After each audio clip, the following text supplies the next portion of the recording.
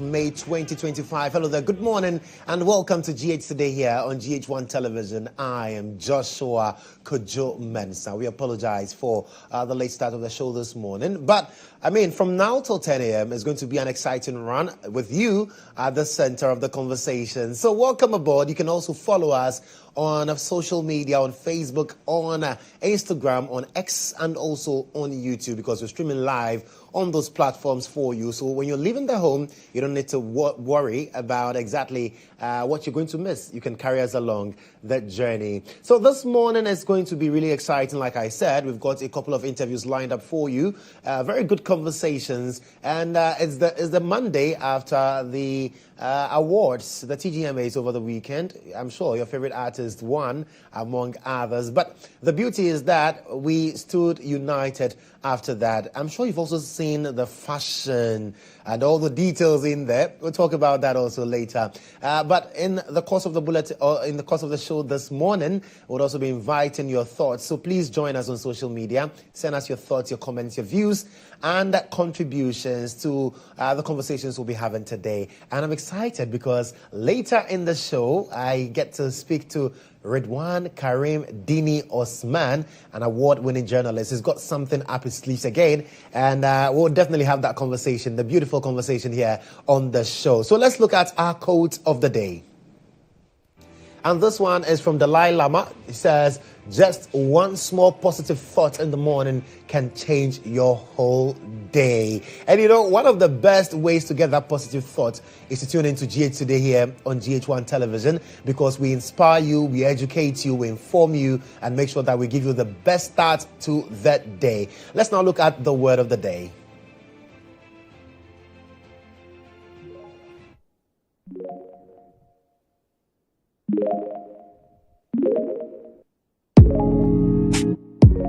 Today's word is C-O-M-M-U-T-E. Commute. It's a verb. Commute has other meanings. For instance, to commute from home to work. But the meaning we are looking for this morning pertains to law, and it means to change a punishment to one that is less severe. Let's exemplify it. The protesters of #StopGalamsey had their sentence commuted from imprisonment to a fine. Commute.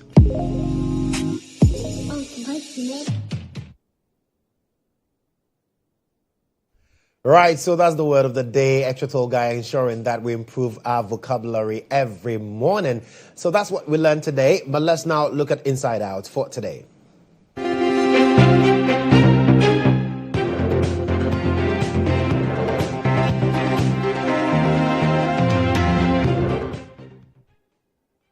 So over the past couple of months, even though it's not a new phenomenon, we would have expected that things would have improved. Yes, I am talking about the Kotoka International Airport, our premier airport here in Ghana. But then, looks like the issues of erratic power and outages, looks like Kotoka International Airport is also bearing the brunt. And it's quite disturbing, because for an airport like the Kotoka International Airport, we would have expected that, yes, it is not immune from the challenges of the country.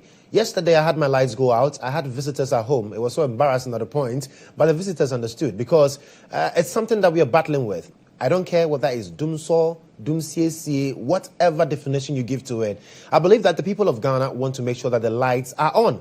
And so at the Kotoka International Airport, what you see there is darkness occasioned by power supply that was cut to the area. We do not know exactly what the reasons are for the outages at the Kotoka International Airport, but I'm forced to believe that it's not different from what we are feeling across the country, even though we are told that what we are experiencing in some parts is as a result of localized faults. Yes, we could blame that for the situation. But even in people's homes, here at EIB Network, in the Platinum Place building, we have generators. So I'm asking a very pertinent question. What is the state of the generators used at Kotoka? Or is it the case that Kotoka International Airport does not have generators that have to kick in when the power goes out? Because mind you, we are dealing with systems where people are either coming into the country or leaving. So for those coming into the country, is this the way we want to welcome them to our motherland, the gateway to Africa? I've heard people talk about the fact that when you're flying into Ghana, you realize that Every country that you go through, most countries appear lit. But when you're approaching, you see patches of darkness. Is that the story we want to tell as a people of our premier airport, where things are shut down because we do not have power at the airport? Flights cannot move. People cannot check in. Everything is disrupted because of power outages. And what you're seeing happened just yesterday, you're told. And a similar incident happened where? Last week. We've also seen some happen in March. What exactly is the challenge? Is it the case that management of Kotoka International Airport, you do not have the wherewithal to ensure that the lights are kept on at the airport? And even if the lights go out, what are the remedial measures that you have put in place? What mechanisms do we have? What systems have we put in place to ensure that we do not have this level of disruption at our Kotoka International Airport? This is the gateway for people to come into the country. When others are leaving, this is where they leave the country from, mostly. And this is what we experience there. Total darkness. And I'm told that in some instances, it lasts for about an hour. 1 hour of power disruption at the Kotoka International Airport. What really is management doing about this? I've seen in the past when it happens, I'm not saying that this is limited or is solely as a result of this administration. No. I mean, it happened even last year, 2024. We saw the blackouts at the airports. But the question is, have we not learned? Have we not put in place measures? Do we not have mechanisms that are supposed to ensure that when things like this occur, we return to normalcy in the shortest possible time? We have generators that are able to kick in seconds. Once the power goes out, in a matter of seconds, the generators kick in. But at Kotoka International Airport, our premium airport, here in this country, we have a situation where lights go out and then people have to stay in darkness for as much as an hour, 1 full hour, 60 minutes in darkness because lights are not working there. And I think that this should be a big hurdle.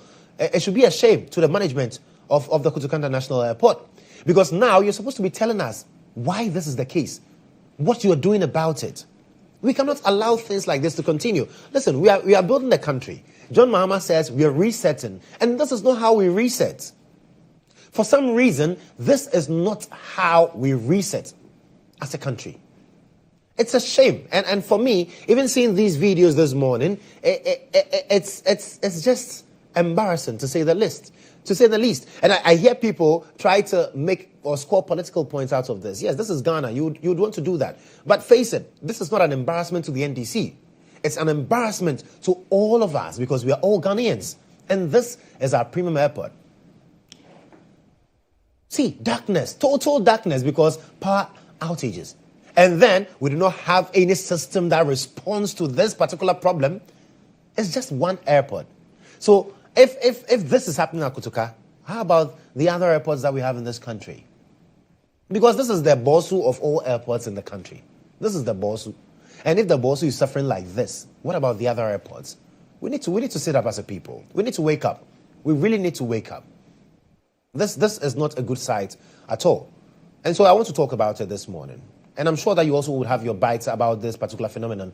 So you can join us on social media. Let us know exactly what your thoughts are on this development. But let me quickly touch on another issue that happened over the weekend. It had to do with some dollars, some public officials, and in fact, not public officials, Sammy Jemfi. Gold board, Bossu.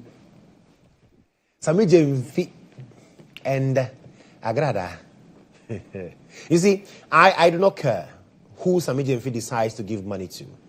I think we would all love it that at a point we have people who will be doling out some dollars to us. No problem. But you see, as a public official, there are things you do not do.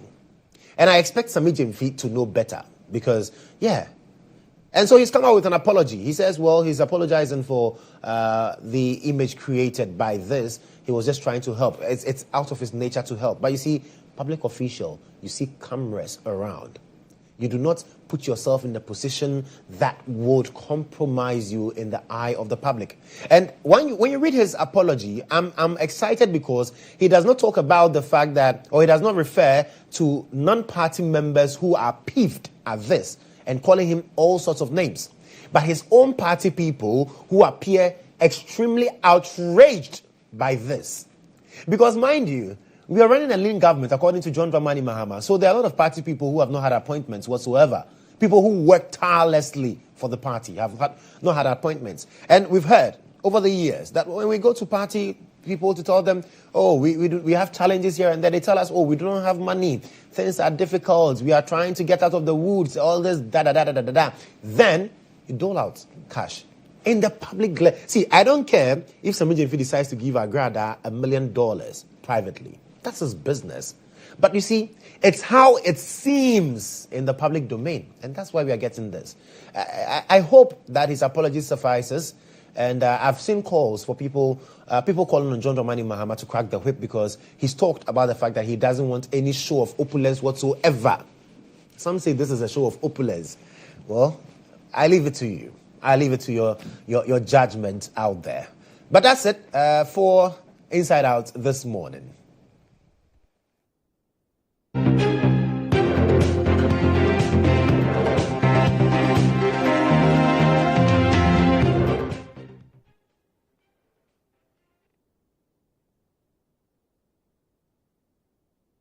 Well, this is still GH Today here on GHOne Television with me, Joshua Kodjo Mensah. Let's bring you caught today.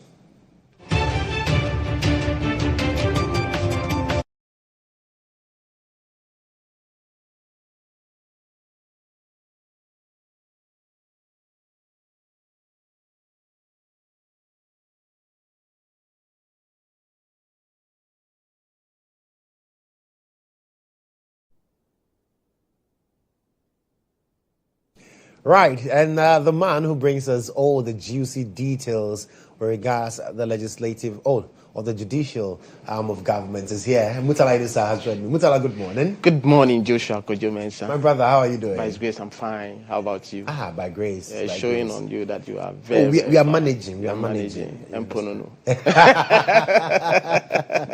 I know Ghana, we are the better managers of the economy. Of course. Yes. Of course. Then each individual or all of us. If you don't manage yourself, if you don't manage your own economy, I tell you what, you'll be hot. You'll be hot. Yeah, you'll be hot. The weekend was okay. It was okay. I had the opportunity to attend some few funerals and all of that to persons who are very close to me and all of that. Sometimes it's never easy when you find yourself in situations like that, having to mourn with a colleague, a friend, and a relative. So it is what it is. It is what it is. But last week, we talked about the mini call to the bar. Yes. It was quite exciting. I've seen people congratulate their friends and all of that on social media. I always make the point that if there's one aspect of life that when you have the opportunity to be closer to that profession, sometimes you are filled with a lot of goosebumps and all of that, especially if you have some ambition. If you are, people sit back when you wear the gown, you put on the wig.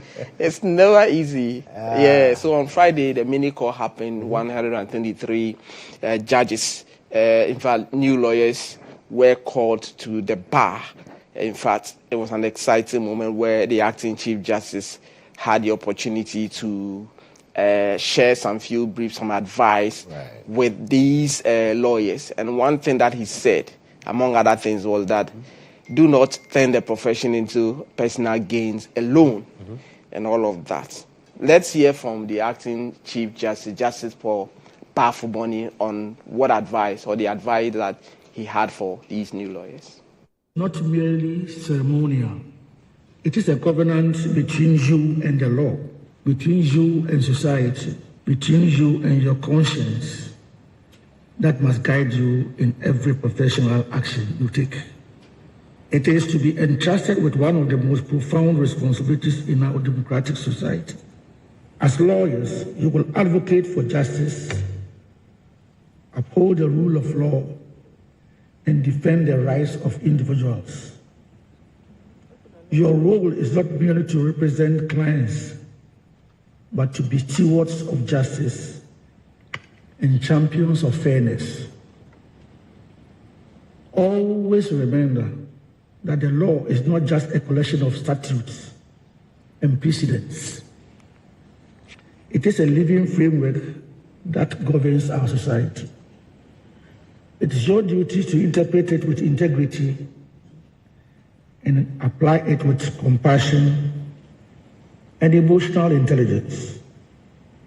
Each case you handle will have real-world implications, which will impact lives, families, and communities. Your actions will shape the legal landscape and may influence the course of history. Do not be tempted to turn the practice of law into a business for personal gain alone. And let me repeat this. Do not be tempted to turn the practice of law into a business for personal gain alone, only. It is a calling to service. Do not turn justice into a commodity. It is a value which is earned, preserved. Quite interested. Yes. So do not turn the profession into the business of personal gain alone. And in fact, that was a call. It was absolutely. Make sure that justice is manifestly. But Joshua, immediately after the program was over, I've been speaking to some of these new lawyers about what their position is on the advice given by the acting Chief Justice. Let's hear them. A very important thing is service to humanity. So, despite the fact that we may all want certain things out of this profession, I think ultimately we shouldn't just be selfish. We should look out to helping other people and achieving good for the greater people. Yeah. It's a clarion call, and it's very pertinent and very important that it's not for personal gain. And you can't be part of the profession with a business mindset that your motive is to make that sort of unwarranted monies or profit for work not actually done. But there should be value for money, which means that you get what you have actually worked for. Because the profession is full of integrity, it's full of that sort of nobility, and that should be chalked. So it's not for people with a certain mindset that we are going to make some monies for personal gain. That one will change the whole profession into something different. You should have the interest of the larger society at heart. So yeah, some of us, we are not coming into law practice because of the personal gains that we look forward to getting. Yes, the money is good, but at the end of the day, we are trusting God that we could actually make the kind of impact that we want to see in our society. So that is it for me. As a lawyer, you must know that whatever you do in favor of your client, not that you employ your client in several ways by trying to, deceive them to get something out of them. So these are some of the lawyers who are responding to the Chief Justice's call. And huge congratulations to them. Absolutely. It's never been easy. It's never been easy. And for them, they think that call is apt. That call is one that you should not be thinking about yourself alone. It's all about society and all of that. But Joshua, a day like this, or a day like Friday, what does it mean to the very person who was called to the bar? Let's hear their reactions. Today has been amazing. It's a dream come true. The end of a long journey, a difficult journey. I hadn't known that I was going to have this many hurdles, but I'm grateful to God for how far He's brought me, and that finally the dream has been achieved. I didn't think it would come because the back and forth, the struggles, the rewriting and all, I didn't think it would come, but then it's finally here. We are grateful to God that it is here. It hasn't been a smooth journey, so I'm grateful I've been able to come this far. After a period of hard work and dedication and commitment to studies, at long last, God has been faithful to us, and we have been called to the bar. It's a privilege to be called to the bar, and I'm very happy and very proud. It's a day that I'm so grateful to God. I'm grateful for whatever He has done for me, because it has not been easy. the journey is so tough. But at least, God being so faithful today, I'm also a lawyer. So I'm so grateful. This day, I just can't find the right words to express how I feel this very day. It's been a journey. And in all things, I just want to thank God for how far He has brought me. This has been a childhood dream, and it has been the dream of my parents. May their souls rest in peace. Yes, may their souls rest in peace. I've never seen a lawyer in all the courts, the bar that I have attended, said, oh, the journey has been very easy, it has been very smooth. Comes a lot of obstacles. And so you hear from them and all of that. But Joshua, in all of this, there's also one aspect of this whole profession that we are talking about, pro bono services. Right. Yes, pro bono services. I mean, at some point in time, you need to offer services for free. The fees is not easy. The challenges are not easy. You get the point. But you are allowed to open yourself out, help people who do not have money to pay for legal fees and all of that. And it was a call that was made to every year, every time there is call to the bar, it is repeated. That phrase, offer pro bono services, is repeated and all of that. Again, let's hear from these lawyers what their take on pro bono services are. Product of pro bono, because a lot of people have invested into my life. I have had people pay my fees. I've had people buy me books. I have had people do me favors that for me I felt I didn't deserve. So if God has really been with me and has honored me and given me the privilege to give back, yes, of course, pro bono will be part of my calling. I think it's very necessary. I don't think we can do without it, because the journey hasn't been singular. I haven't come this far alone. There's been a significant number of people who have invested in me, spiritually, financially, emotionally, and in various ways. So there's no way we can do without pro bono services. We'll definitely do it, yes. Oh, pro bono is also very important. You know, the world, or in Ghana, there are some people who are privileged, and there are others too who are not privileged. But then both the rich and the poor should have access to legal services. So those who actually need that sort of legal services, whether from the legal aid, and some lawyers also undertake some voluntary services to help the underprivileged who also deserve that legal services. It means that it is important that some undertake pro bono services. He said we shouldn't turn the professional... Yes, pro bono. Absolutely. Pro bono is also in there. So a lot of them, in fact, all of them, they were unanimous in their views that If they don't have a choice. pro bono services. Because you could hear from them, all of them, one way or the other, receive some kind of support or assistance from somewhere.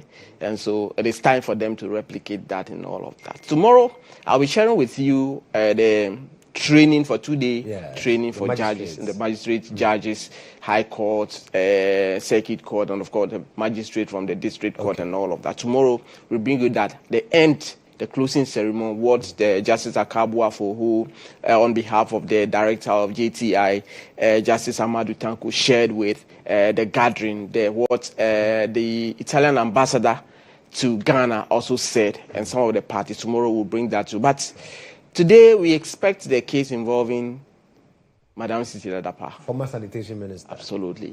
To be back in court, Patience Boucher and all of that. So let's get the Patience Boucher, Cecilia Dapaah's visuals on absolutely one of the sittings. So that is Madam Cecilia Dapaah at one of the court sections at that point in time.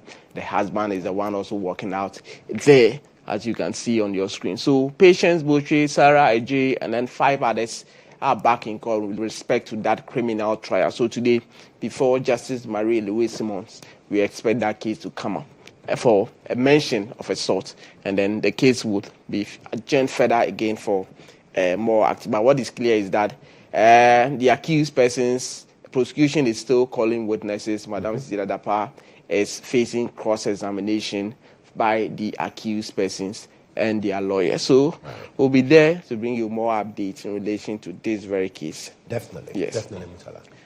So from one Dapaah to another Dapaah.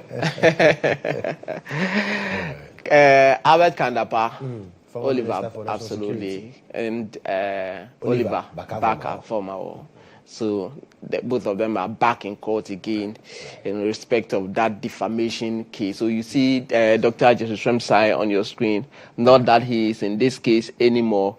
In the early stages of this case, he was the lawyer for Oliver Baka. And so his appointment as yes, the deputy absolutely. So once the state has taken over his lawyer, he has to look for the services of a new lawyer. And now he's engaged the services of Bafo Jehu Bonsu Asia. He's the one leading him now. So that is Albert Kandapa on your screens over there. So that case is before Justice Joseph Eduosu Ajiman. And the status of the case is that lawyers of Albert Kandapa, Oliver Baka are subjecting Albert Kandapa to cross-examination, scrutinizing him on his basis for claiming or requesting or asking the court to award damages in the sum of $10 million for defamation. So we'll be in court to see what will become of this very case. Absolutely, Mutala. And then the final one. Yes, Koo Fori. An actor. Very interesting. Matters are rising. Yeah, matters are rising. So it was on Friday that we got the information that Efira. Yeah, were you a fan of Efira? Oh yes, I used to watch Friday Who was your favorite character in the Efira series? I think there was one. Was it Koo Fori's wife? Is it Nana? Yeah. Is it Nana? Is she the one? I think one thing that I remember Nana about is for the heart for patience. It wasn't the wife. It wasn't Koo Fori's wife. There was another. Awuni or something. Anyways, yes. Yeah, one of them also passed on to glory in recent time and all of.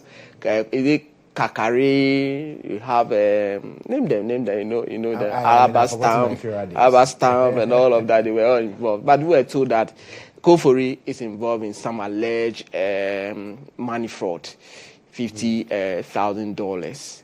And he was arrested sometime on Friday and all of that. He's expected to make an appearance at the circuit court at Dansoman this morning. It was on Friday, it was supposed to happen, but we understand that the court did not sit. So today we expect that to happen. And they will be there to bring you updates in relation to that. So that's all we have for you by way of court today. Mutala Enusa, thank you so much. Let's have a productive day. Let's bring you sports chat now.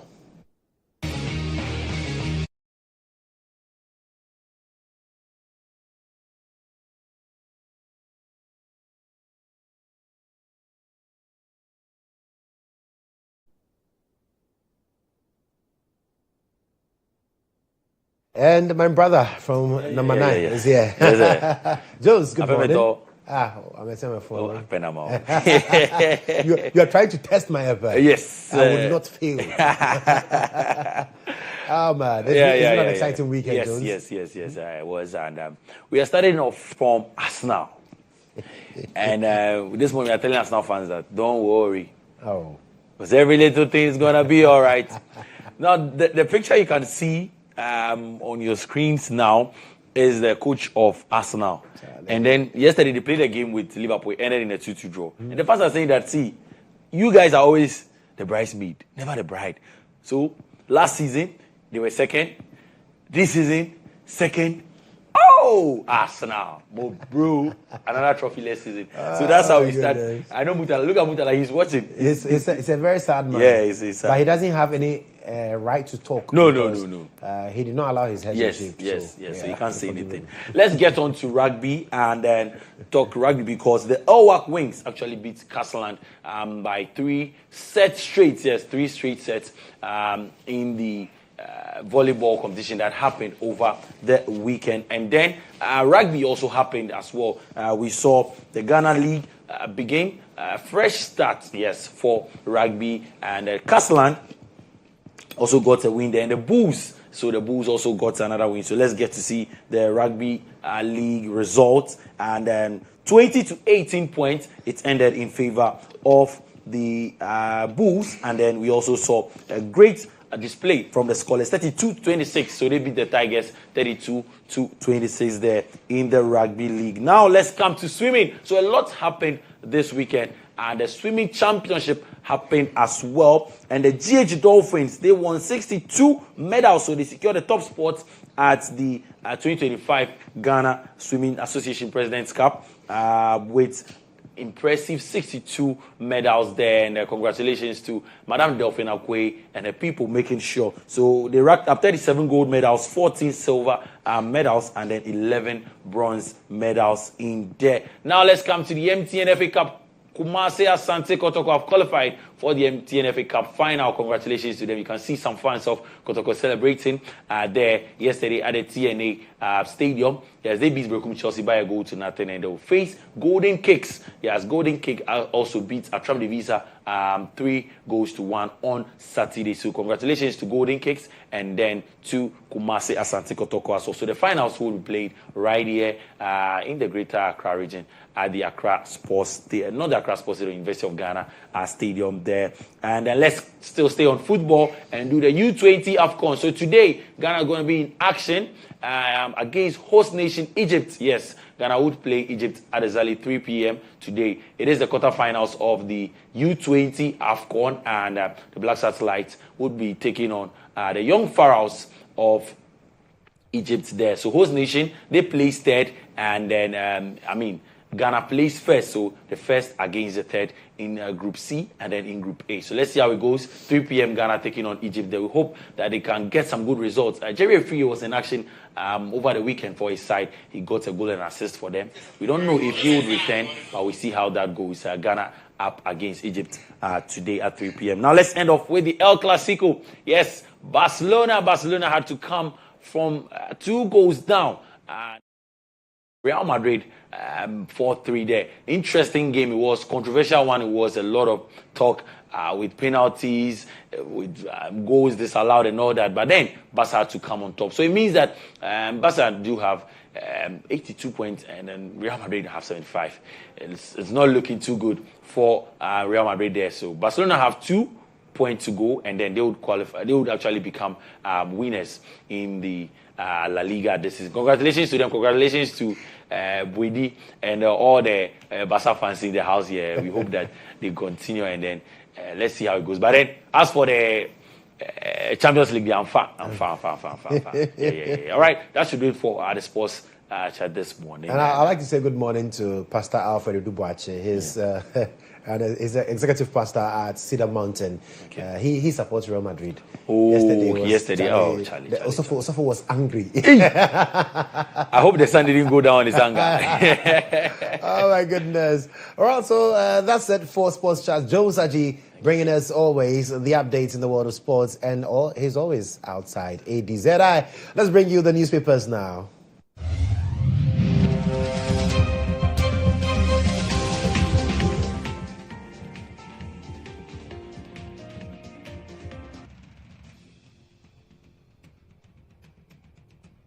All right, so let's check out the Daily Statesman newspaper this morning. Mahama under fire over COVID-19 health recovery levy. Also, Bawumia urges NPP to put past behind them. That's the Daily Statesman newspaper this morning. Also, how Akumsi mobilizes gender front at NPP headquarters, and youth encouraged to lead purposeful lives. And Okusi Ako Brempong Kumi Sasarako, the 7th, confirmed Boahene of Enum.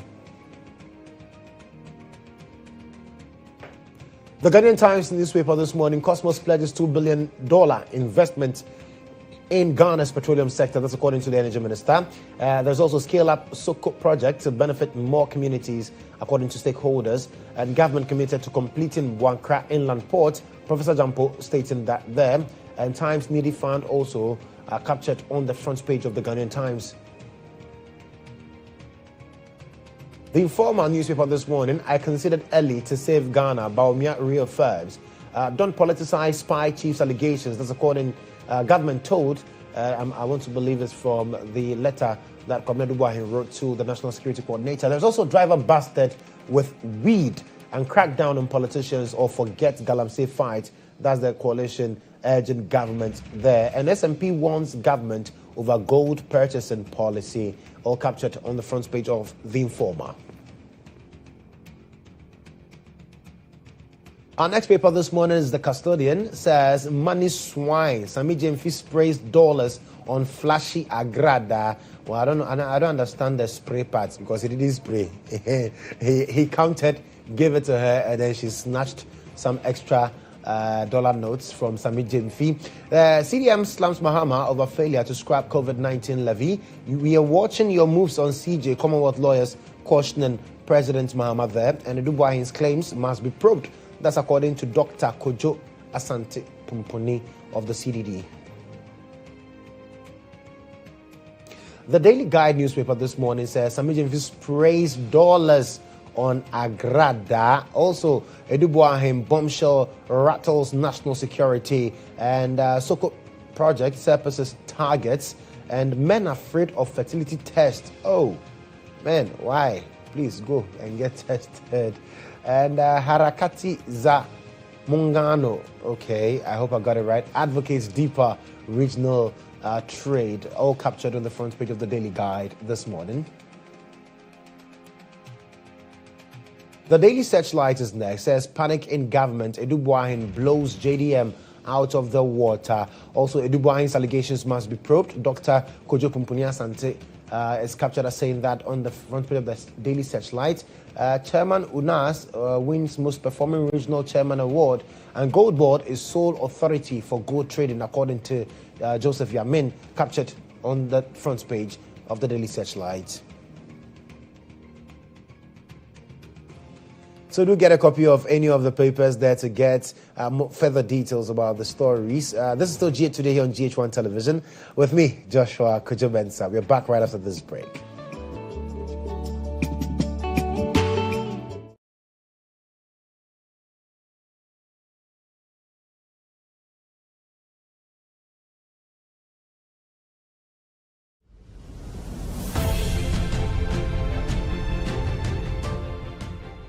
GHOne OV van has been one of the best vans I've used personally in this country. It runs a system where we are able to run on Dante to be able to do our broadcast mixed well also from this van. I've used this OB van for quite a number of big productions, i.e. 3 music awards, the late President Rollis' state funeral, Emmys Africa Awards, and a number of them. My experience with the GHOne van has been the state of the art equipment they have. Personal experience is you can use it for both indoor and outdoor, all events, conferencing, like anything you need a van to work for you, GHOne provides it. My experience with the van has been very good. Why? Because it has a number of facilities that I may not get in other vans. You know, the van has a very wide bench that can accommodate all my technical crew, ICCU, switcher, graphics, CG, and all of that.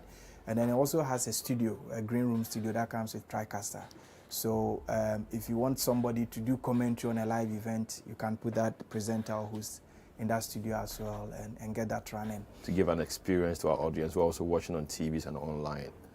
Work with an Exo technology system, which makes your video mixing with Panasonic cameras, like a lot of other stuff in terms of content you need to get also for your live broadcasts.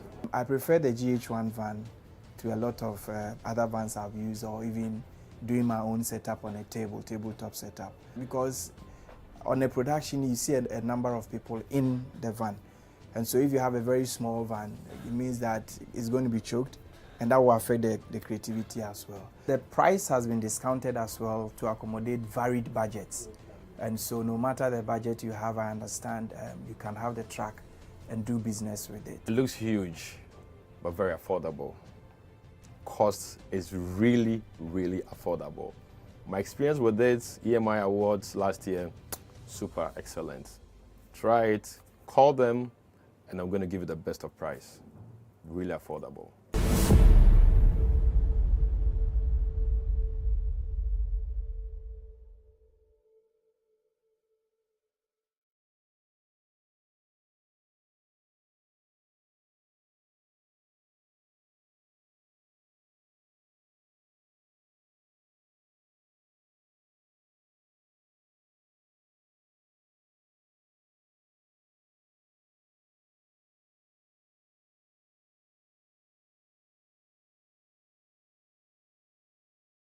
With us. Yes, it's time for us to zoom into the breakfast review segment of GH Today.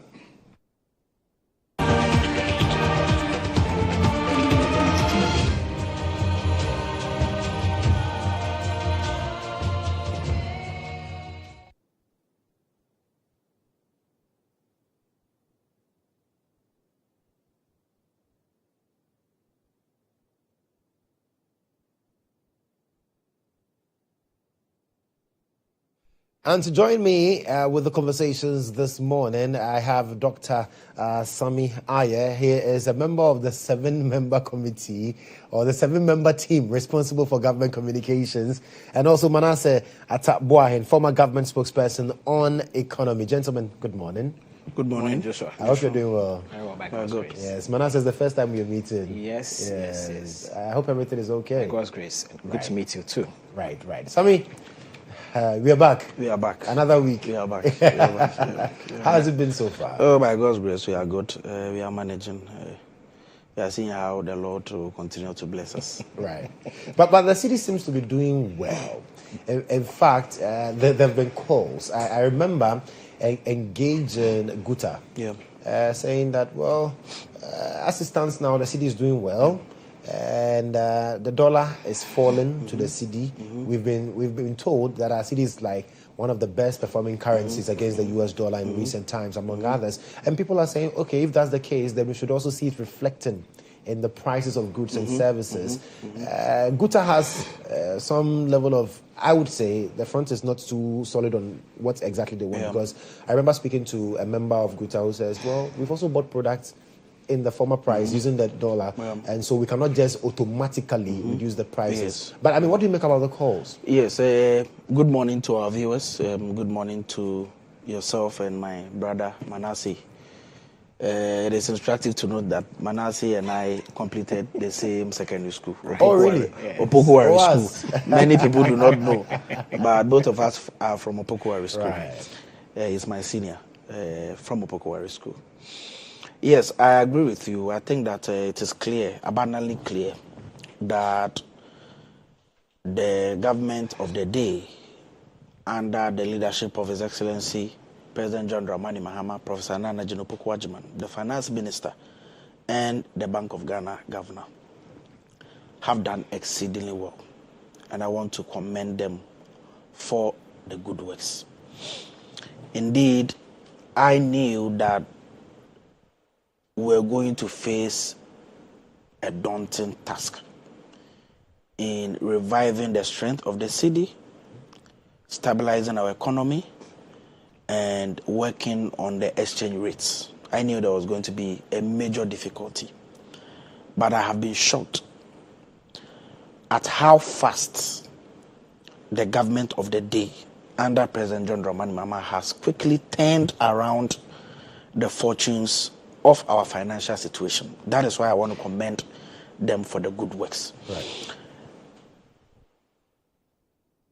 There are so many reasons why this has happened. Indeed, in the last 4 months, we are told that PMMC and Gold Board have sold over 2.67 billion Ghana cedis of gold, which has come into this country as forex. This is incremental numbers, incremental gains we have made. And you know your cedi will stabilize when you're able to generate a lot of foreign exchange. That unprecedented generation of foreign exchange within this last 4 months is one of the major reasons why the Ghanaian cedi is doing well. And I want to commend them. Again, I think that the government is being economically prudent. We have cut down on wasteful expenditures, even though we are servicing debt as we came to meet. Government is still spending. We are paying the salaries of people. We are paying arrears and what have you. But I think that generally, the government has been prudent in the way and manner we are managing the mega resources of our country. Also, we can see that there is relative confidence in the current management of our economy, headed by President Mahama Dr. Atoforsen and the Bank of Ghana government. Investors definitely know that this government can be trusted. If you look at our books, the way and manner we are going about things, any objective-minded, carefully reasoning person knows that this is a good government that you can trust in with your investment and your resources. Unfortunately, that did not happen in the previous government. You know that somewhere around 2022, there was huge capital flight where that dwindled our gross international reserves and what have you. Presently, we are getting somewhere. You know that it can only be attributed to the confidence that has been instilled in our Ghanaian economy. The president said during his inaugural speech that Ghana is open for business again. Today, inflation is coming down. The Cedi is appreciating. At the last reckoning, we noticed that the Cedi has appreciated about 16% to the dollar. We are managing our debt properly. We are not borrowing at a way and manner that the previous government was borrowing. They were extremely borrowing at a very high interest rates, and the frequency with which they were borrowing cannot be the same as this present regime. Right. And so we are happy. We can see that prices of goods and services are gradually coming down. When we came, the cost of 1 gallon of fuel was about 72 Ghana cedis. Today, we are seeing about 58 Ghana cedis, a reduction of about 14 Ghana cedis. So if you're a Ghanaian and you buy 10 gallons of fuel in your car, President Mahama and the NDC government has saved you about 140 Ghana cedis, which is worth noticing. You know that last week, the Food and Beverages Association of Ghana made the point that they are expecting that the price of sugar will reduce about 7%. The price of rice should be reducing about 10 to 12%. Gradually, it will have a ripple effect on whatever commodities that the people of Ghana normally deal in. We're expecting to have reduction on import duties and many other things that will ease the suffering and the burden on the people of Ghana. We are also looking at how we can bolster agriculture.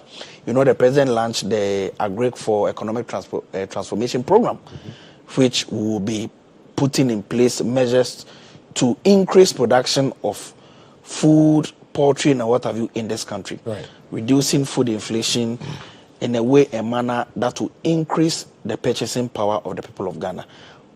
When we have underwritten that, when we have reduced food inflation, we have reduced inflation, we have reduced the prices of goods and services as the people of Ghana are expecting the government to do, then we'll focus on other sectors like capital investment. So you say and basically that the measures that have been put in place by this administration is responsible for what we are seeing? Definitely. Government is not wastefully spending as we saw in the previous years. We are also increasing our foreign exchange. Just like I've told you, gold board alone has sold about 2.67 billion Ghana cedis, which is hardcore foreign exchange, which has come into our reserves. Right. That has emboldened and has increased the strength of the Ghana cedi against the dollar. So largely, I think that it can be, or it should be attributed to the present government. The MPP tells us what is happening on the global market? What is happening on the global market? The MPP tells us that, because they give us a gold reserve of 30 billion Ghana cedis. That is a farcical lie. Do you know why? Because when they claim, when they had 30 billion Ghana cedis of gold reserve, the dollar was still about 16.5. So if 30 billion Ghana cedis could not save the dollar from 16.5, how will an additional 1 billion? Because you know that since we came, we have only added 1 ton to our gold reserve. If 30 billion cannot bring the dollar from 16.5 to 13 or 12 or 10, why should an additional 1 billion bring it to 13.5? So clearly you know that it cannot be because the MPP government saved or shored up our gold reserves. It cannot be true. Right. It is because of the prudent management judicious use of our resources, and confidence in the Ghanaian economy that the government of President John Dramani Mahama, Dr. Atta Forson, Bank of Ghana government, and the general leadership of the government has brought into our economy because of how we are strictly adhering to the, the agreements that were had in the IMF deal that the MPP negotiated at the time. Right. We are strictly following it, and I believe that within a short time we'll get out of it, and the people of Ghana can see exactly how this government has become a blessing to them. Okay. Manasseh, so the NDC believes strongly that, like you said, prudent measures, they put in place the right systems, and that is why we are seeing how the city is responding to the US dollar currently. Joshua, let me say a very good morning to you. Good morning to my brother, Dr. Ayeh, and a very good morning to our cherished viewers. I have listened carefully to Doc, and his submissions do baffle me. And the reasons are that, you see, the current NDC government or administration has done nothing spectacular relating to the current appreciation of the cedi. But he said so many things. No, yes. I will go into each and every point he mentioned. First, he mentions that there are no exigencies in the global market. You see, facts are facts. And when you follow trends and trajectories on the global front, you would realize that because of the Trump administration's trade tariff with other countries, most countries are beginning to limit their trade with U.S. and by extension, weakening the U.S. dollar. And this explains why, other major trading currencies on the globe are performing much better than the dollar. And so automatically, the cedi would gain some appreciation. That's the first point. And so nobody can discount happenings on the global front. In fact, this dawn, I woke up to the news, to the effect that the U.S. has announced some trade deals with China. A fourth time, just a few days ago, U.S. was engaged in this terrifying, trade tariff or battle with China. With China reciprocating these efforts, by slapping some 124%, tariffs on U.S. imports. And so the fact that the U.S., has been able to leverage on their bilateral engagements with China to the effect that they've been able to reach some kind of trade agreement would mean invariably that from today, the US dollar may begin to see some more appreciation. And so we cannot discount, dealings in that. And two, Dr. Ayeh, my good brother Sammy, he mentions that the MPP government, did not really show up our gold reserves. You see, so he says that you had 30 billion, right? And that did not. He says we didn't leave behind 30 billion. The 30 billion didn't do anything to the city. Yes. Right. So you see, the very essence of gold, is to show up our reserves, even to show up the currency. Now, when the actual MPP administration was leaving power, we left behind 30.53 tons of gold. When the NDC came into power, in 4 months, they've added less than 1 ton. Less than 1 ton of gold. In fact, when you go to the PMMC website or the Gold Board website, they would give you indication of the kind of gold they have exported and the revenues that have accrued from them. So they provide some $506 million US from the sale of gold in January 2025. February 2025, they mentioned some $579 million US, March 742, and April 897. So this amounts to some $2.7 billion US. Now, what the NDC government has done, of course, is to leverage on the policies the former vice president brought on board. And they need to credit Dr. Bawumia, one, for the gold for reserve policy he brought on board. And you remember when this policy was announced, the NDC went to the market insulting Dr. Bawumia, calling him all sorts of names. But whether they like it or not, whether they admit it or not, the current gains the Cedi is making is strongly attributed to the gold for reserve policy, the gold purchase program that His Excellency, the former Vice President, Alhaji Dr. Mahmoud Bawumia, brought on board. And that is how come we've been able to even raise the gold reserves we have. The NPP administration raised the gold reserves so high to the extent that we've even gone beyond the IMF threshold. And that is what is allowing the NDC government not to add up to the gold reserves we have. They've added just 0.84 tons. 0.84, which is way lower. And what they are doing is just selling these golds. And instead of, keeping the gold in our reserves, they are just sterilizing the economy. They are just pumping or injecting these US dollars into the economy. Now, that is not sustainable. That is very, very dangerous, because if you want to deal with the Cedi dollar exchange rate, the government has to be measured. Of course, the hope of every Ghanaian is to see that we have some significant strides, relating to the stability of our Cedi. But when you look at the artificial injection, that's what you think is happening. Yes, that's what. In fact, Dr. Ayeh mentioned.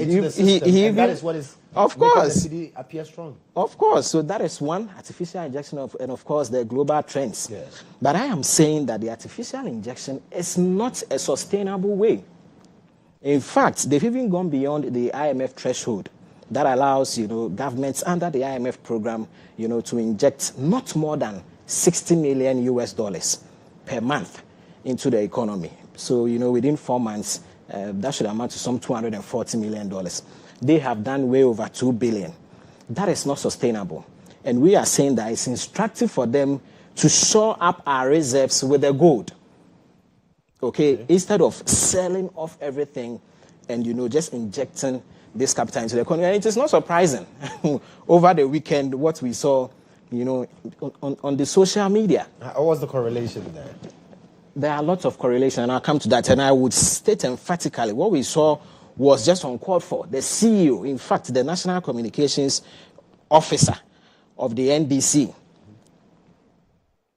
as we saw in the video, attending a funeral and just entering his car, counting dollars and giving someone, a lady. But he's apologized. So, you see, this he's issue, apologized and he says Joshua, let me state, Joshua, Joshua, let me state categorically that I see this issue goes beyond mere apology. And let me even say that I was one of those who were very happy. I was very happy when His Excellency the President was appointing a lot more of the young people. And that's a clear indication that, of course, Ghana is getting to a stage where lots of the young people can be entrusted with the affairs of the nation. But when you see someone who was so strong, condemning people, condemning the SYLMPP administration, as it relates to matters like this, and he himself, is seen, caught on tape, giving dollars to someone, it's uncalled for. And you see, the president must crack the whip. But we understand the chief of staff. Yes, I heard that. Right. It shouldn't end there. The president must crack the whip to uphold his own code of conduct. Far too long, it looks as if the appointees of this NDC administration, they are taking the president for granted. And it is so worrying. The president, of course, gave them the code of conduct, and even before that, he asked them to declare their assets. Lots of the appointees couldn't meet that. And it was unfortunate for the president to even come up with a bizarre, punishment of just deducting their salaries and all that. There should have been more punitive measures, right, so that they will not take the president for granted. I am saying that what Sammy did, of course, most people are generous. Generosity is not the issue. Helping someone is not the issue. And that even comes into question whether the woman really needed help or otherwise. You said, and what is even worrying is that a lot of the NDC guys are so embittered. Most of them are complaining the kind of job the NDC used them for. Some of them crying for jobs, begging for just 1,000 cedis for school fees, amongst others. But I'm looking at how Joshua, all of this plays into the conversation on Cedi, gold, and our performance against the US dollar.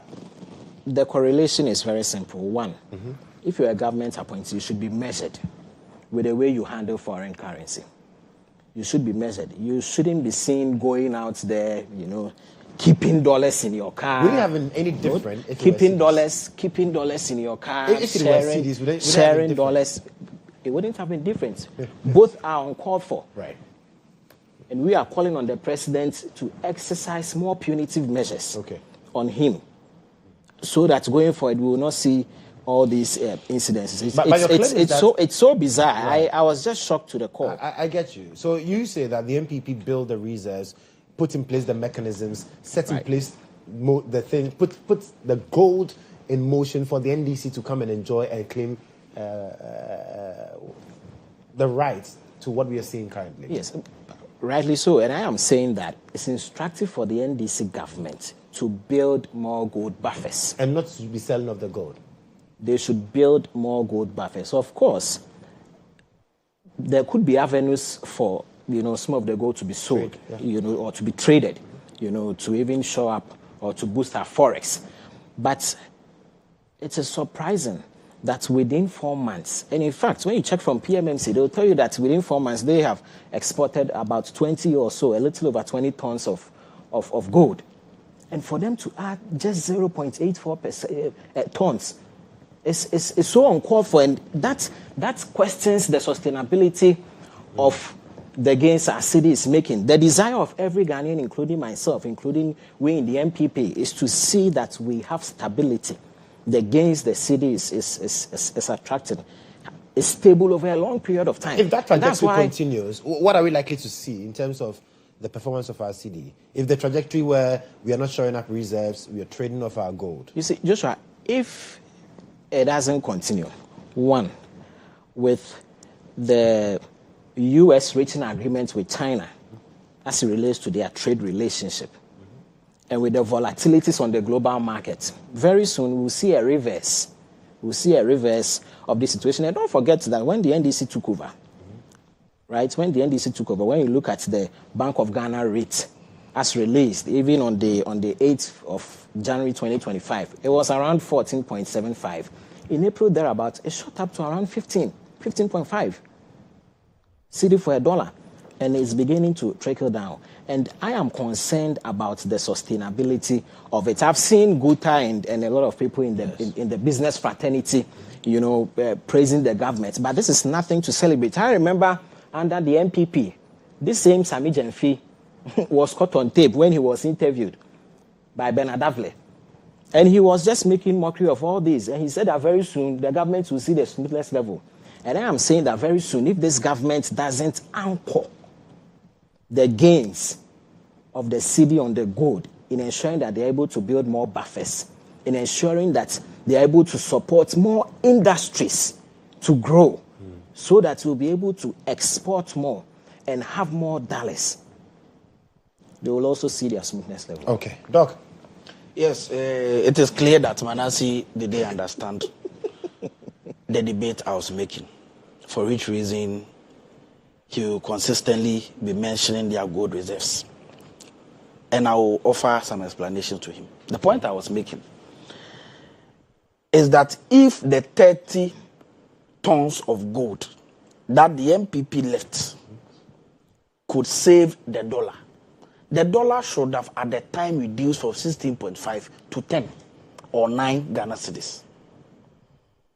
So it cannot make sense. It cannot be the case that an addition of 1 ton will now reduce the dollar from 16.5 to 13.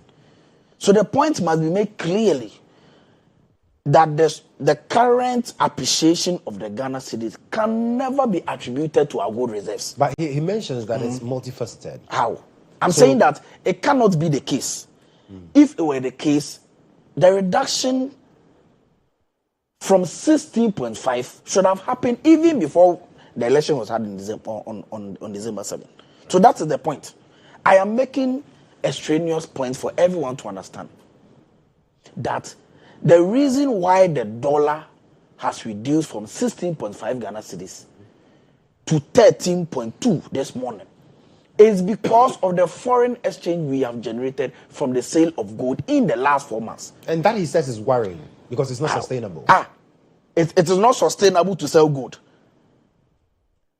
Is that the argument my brother Manasseh is making on this platform? It is not sustainable to sell gold. So why were they buying gold during their time?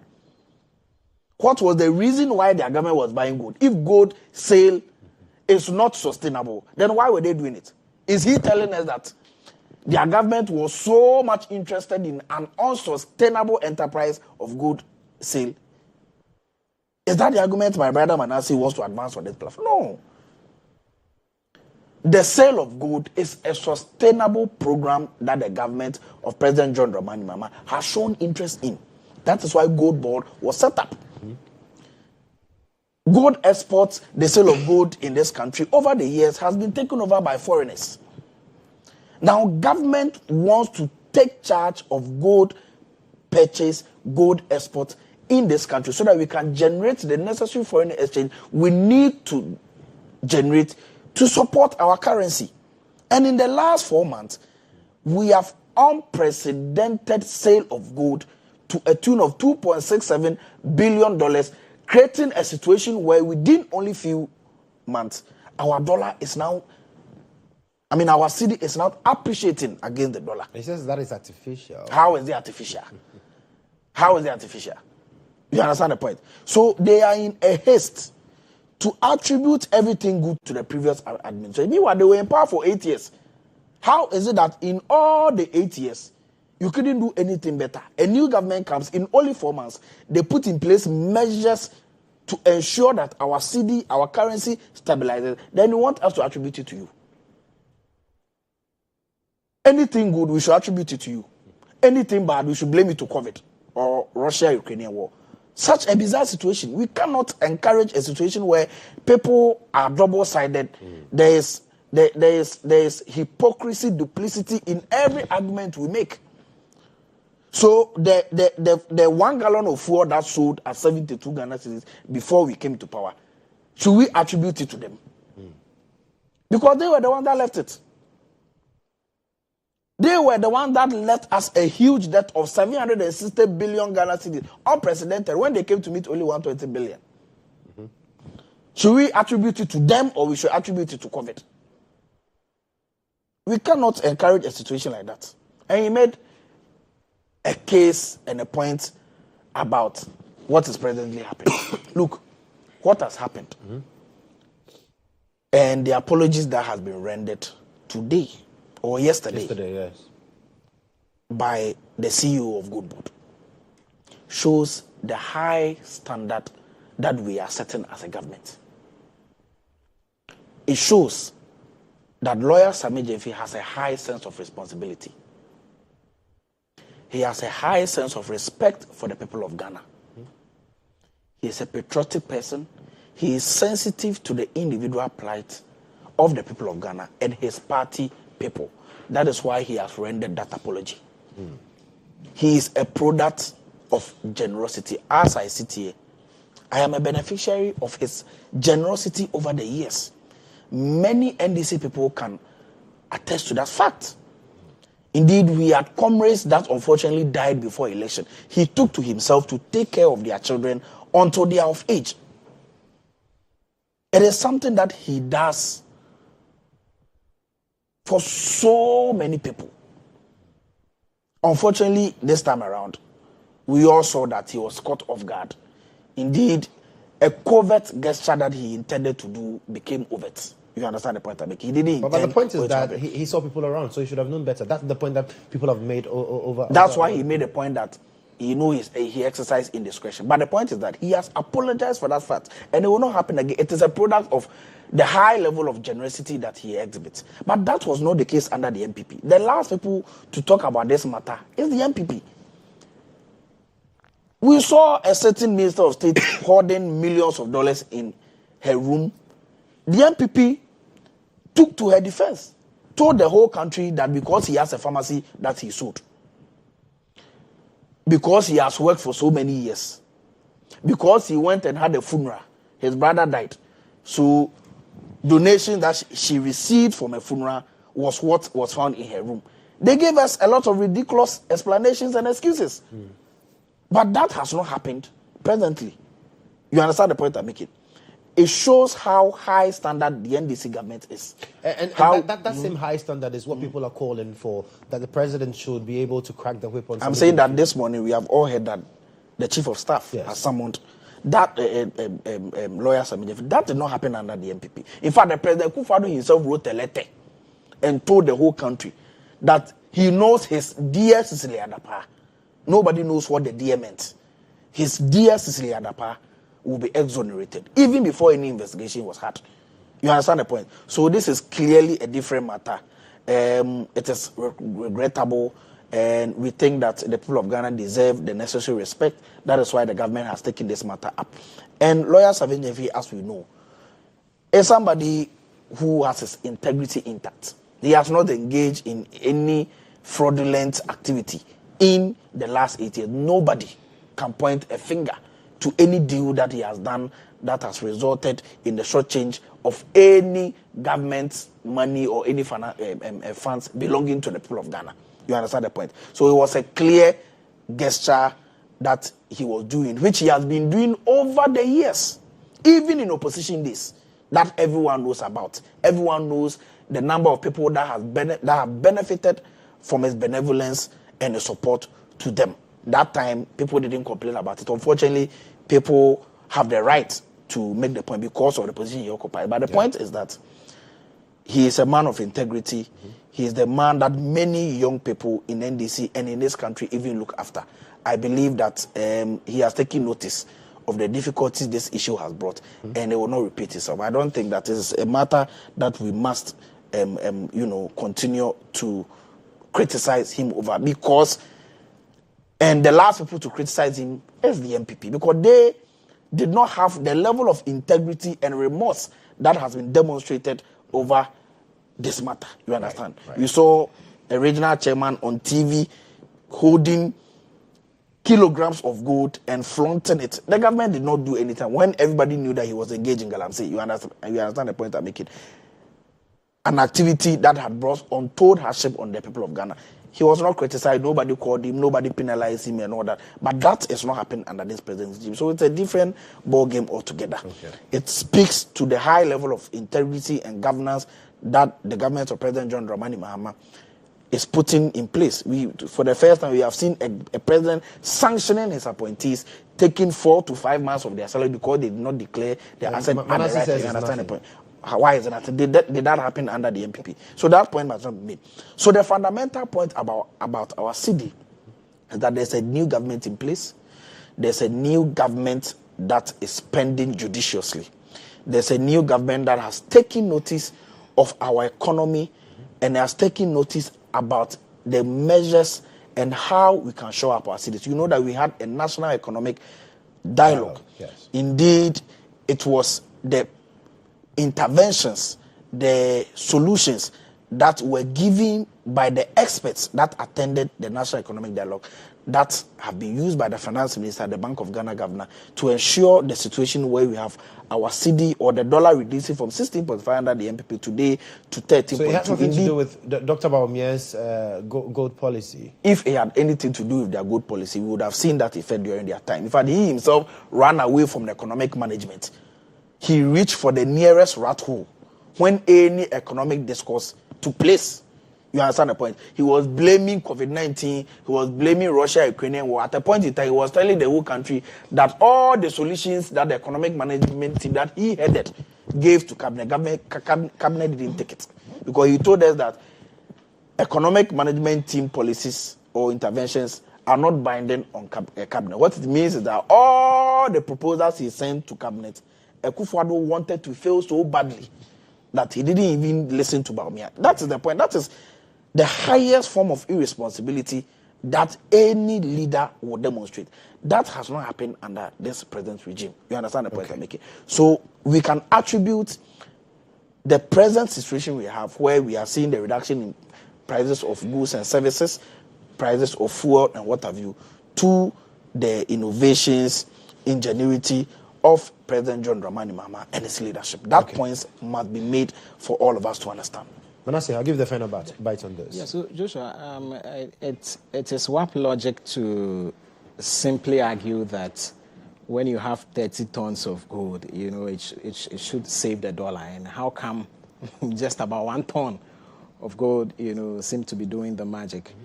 But let's not forget that the exigencies of the 8 years of the erstwhile NPP administration and the current administration's 4 months are incomparable. Doc, you are not servicing a lot of your external debts, are you? There are a lot of contractors who have not been paid.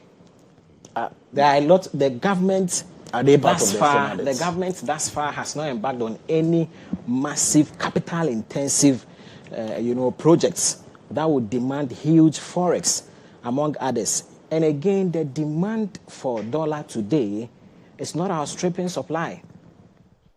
It is not. It is the supply that is rather outstripping the demand. And all these accounts for the gains we are seeing. But I mention again that the gains the Cedi is making is largely attributed to the policies of His Excellency, the former President Alhaji Dr. Mahmoud Bawumia, who birthed the gold for reserve policy, gold for oil policy, amongst others, who made sure he was able to shore up the gold reserve of this country from 8 tons to about 30.53 tons.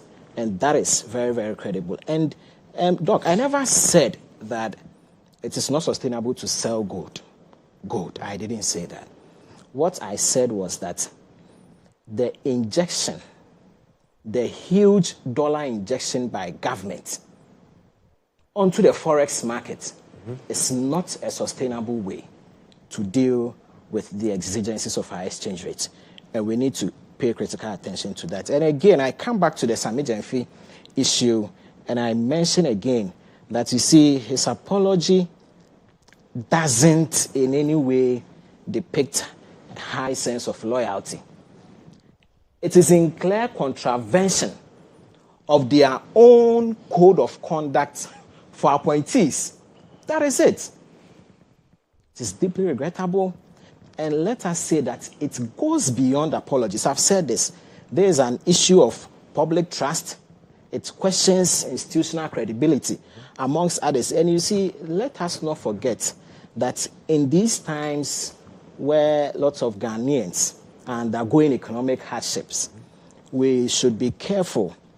Foreign or government appointees should be guided, not to be casually dishing out foreign currencies or even local currencies like that, because that, of course, offends the sensibility of Ghanaians, and it also engenders public anger,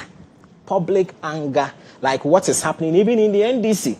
You have lots of people in the NDC who are so angry at this act. And so I don't see why we should make any justification. And I'm glad that Doc admitted that, yes, Sammy was caught off guard.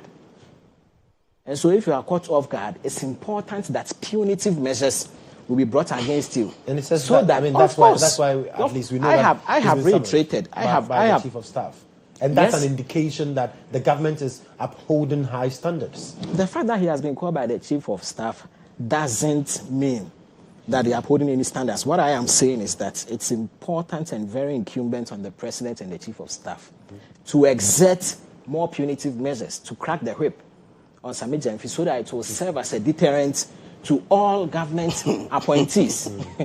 That is it. That when you are entrusted with public funds, and when you are openly displaying and sharing foreign currency amongst others, monies you've not even accounted for, that of course will not be... Because we cannot say that the money was public funds. I've not said that. I am saying he's been entrusted to a public office. And so whatever he does, Ghanaians will hold him accountable. And so this this adds up to the perception of politicians. Immediately you come into public office, people assume that, you have money, you have dollars in your car, you have dollars in your house, amongst others. And if this trend is not curtailed, they would engender their own selves.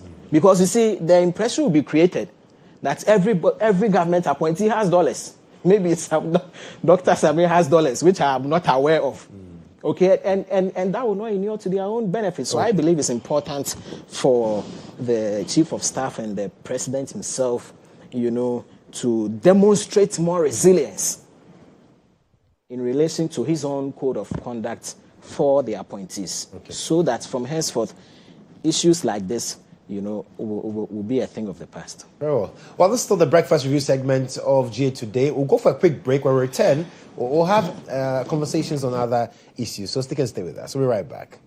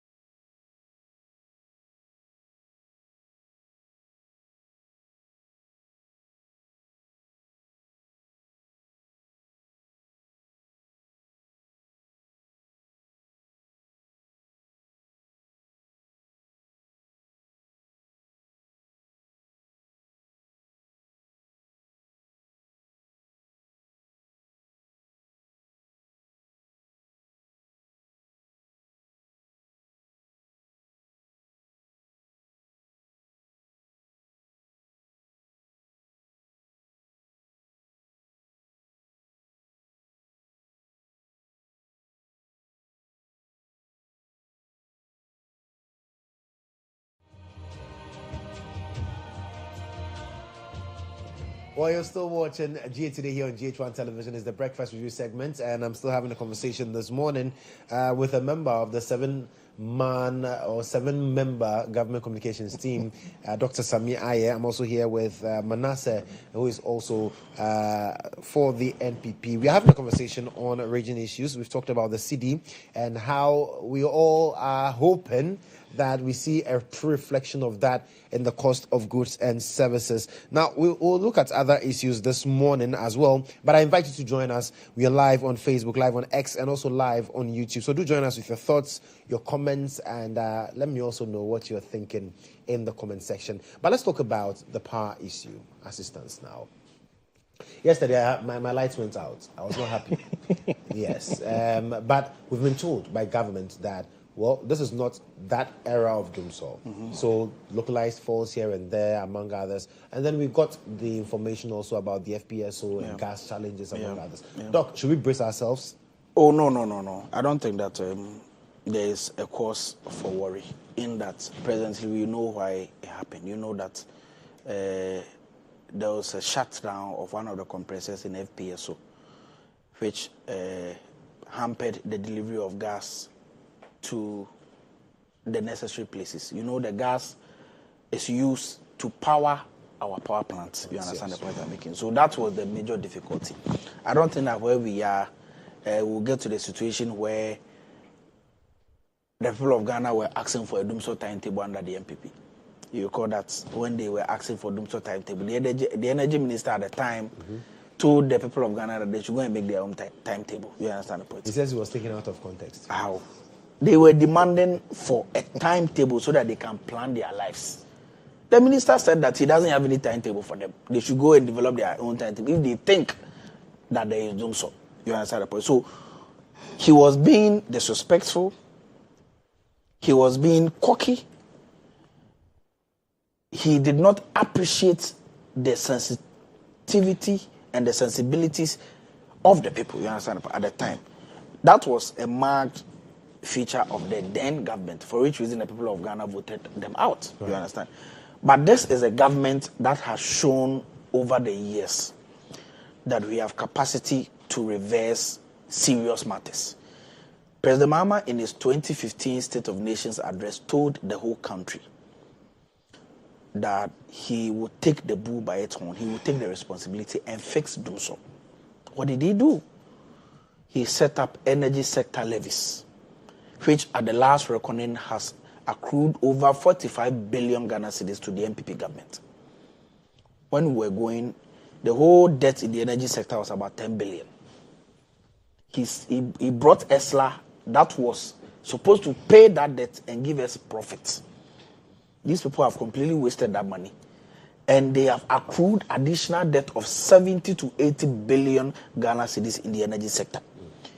He used 1 billion Ghana cedis to set up the Atuabo gas processing plant that produces about 120 million standard cubic feet of gas.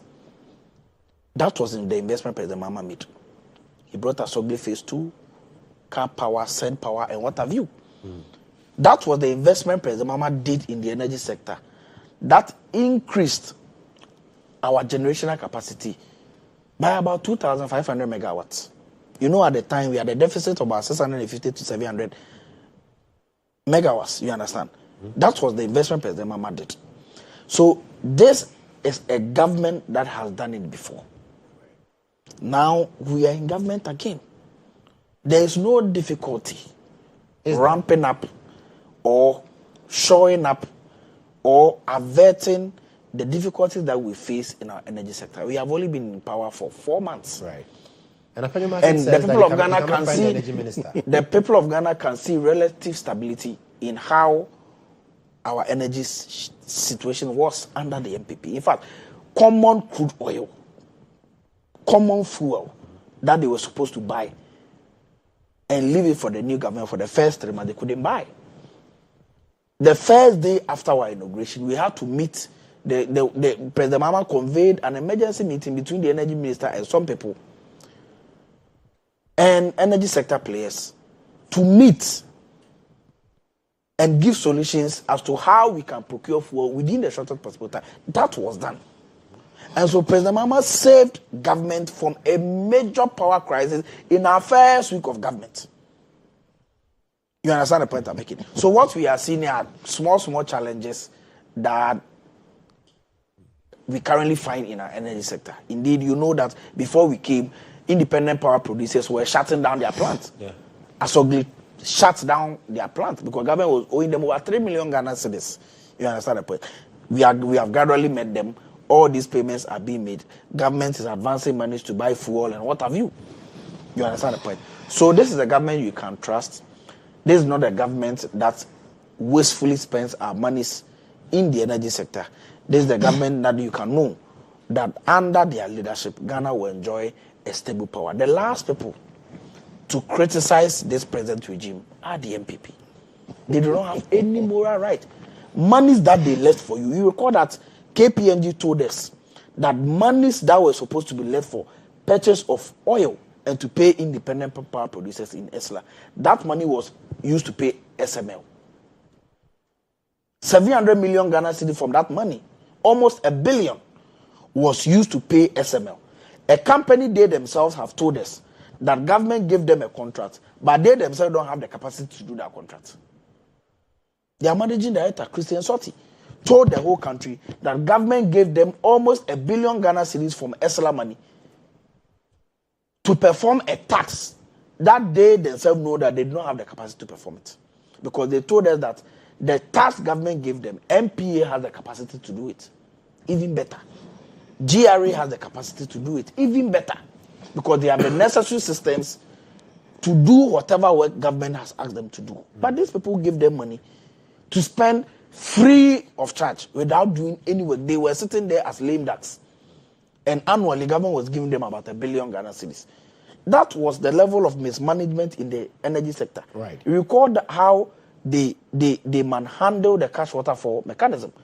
Money that were accrued to ECG, they weren't paying independent power producers and buying for the way they were supposed to do. They do not have the moral right to criticize any government that has small difficulties and small power outages in isolated areas in this country. I'm sure the people of Ghana would not, some of them would not be happy when you say small.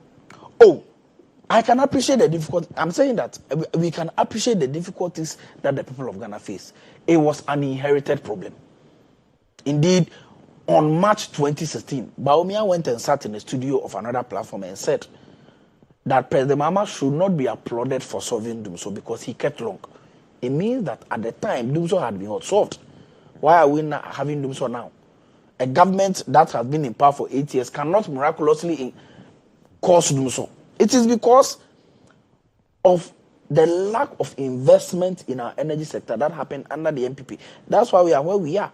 But I can promise the people of Ghana that just like we did in the first term of President John Dramani Mahama between 2013 and 2016, how we solved Dumso, the President John Dramani Mahama is back again. And we are going to solve the energy difficulties that we face. And the people of Ghana can recognize how impactful President John Dramani Mahama has been as far as our energy sector is concerned. Okay. Manasseh. Joshua, you see, the NDC government is just doing settings with our energy sector. How so? How so? Because it's listed exactly what they've a very good question. So, like he himself rightly mentioned, in the first and second week of the administration, there were some power challenges, and quickly they quickly ran to the press like they always do. And they were quick to mention that, oh, we've solved this issue, solved this Dumso issue, amongst others. But you see, what Ghanaians are experiencing today is so worrying. Ghanaians are worried. Because when you look at the intermittent power supply, the Dumso, it is so worrying. And sometimes what is even worse is that you are home, the light will go off, it comes on, off on, and it is so uncalled for. But they said they inherited it from you, and they are dealing with it. Who is in power now? Politics is not about shifting blame. Politics is not about, just trying to exonerate yourself from difficulties. And in any case, I don't agree with Dr. Ayeh that the MPP, we in the MPP should be the last to be criticizing this government on the issue of Dumso. The reason is that the MPP government managed Dumso very well. In fact, we solved Dumso and we kept the lights on for 8 years. Of course, there were challenges once in a while. You see some power fluctuations, you see some lights out amongst others. But when you compare, what we are experiencing now is very worse. And it is clear that the NDC administration, the NDC party is very symptomatic of Dumso. When you see NDC, you see Dumso. They are taking us to the dark days of Dumso under President Mahama 1. And that is what Ghanaians don't want to hear. So please, just forget about the blames. Fix the problem. That is it. And who says when MPP was in power, we never paid the IPPs? At a point, a lot of them threatened when Honorable Dr. Mohamed Amin Adam took over as the finance minister. The IPPs came together, they threatened, to shut down all their plants. Government had to raise millions of dollars to pay them. We have managed the debt issue. And you see, when you hear NDC talking about Dumso, they left us debt, you brought the legacy debt upon us with your all-warranted take-or-pay policies. That came at a huge cost to the government. In fact, under MPP, when we were mentioning at all times that the legacy debt government is having to pay on our energy sector every year is over $1 billion, they challenged us. That is not true. When they came into power, go and look at what they are saying. Just do your checks. And so you see, Ghanaians are tired about this blame game. You are in power. You are in office.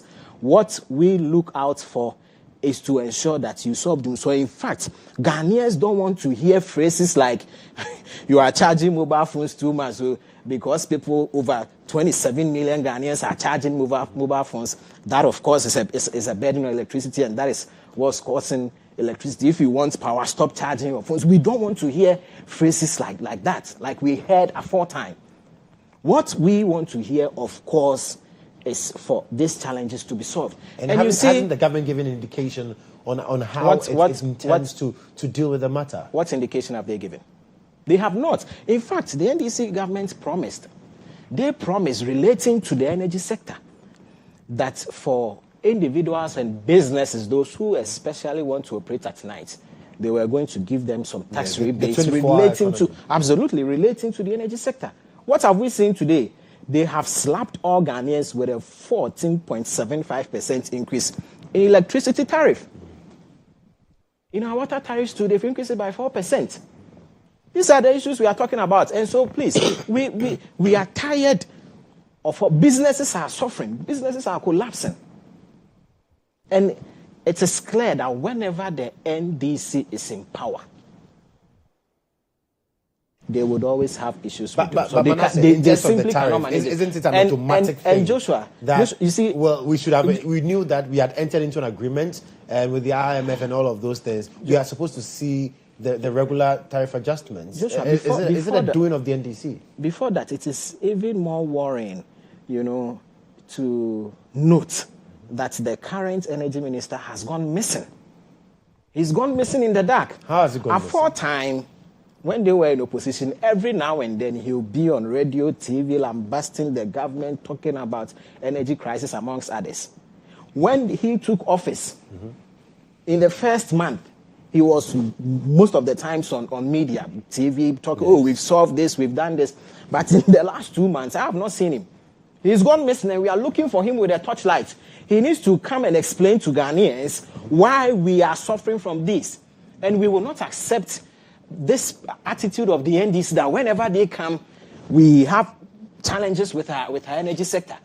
Ghanaians are sick and tired of this.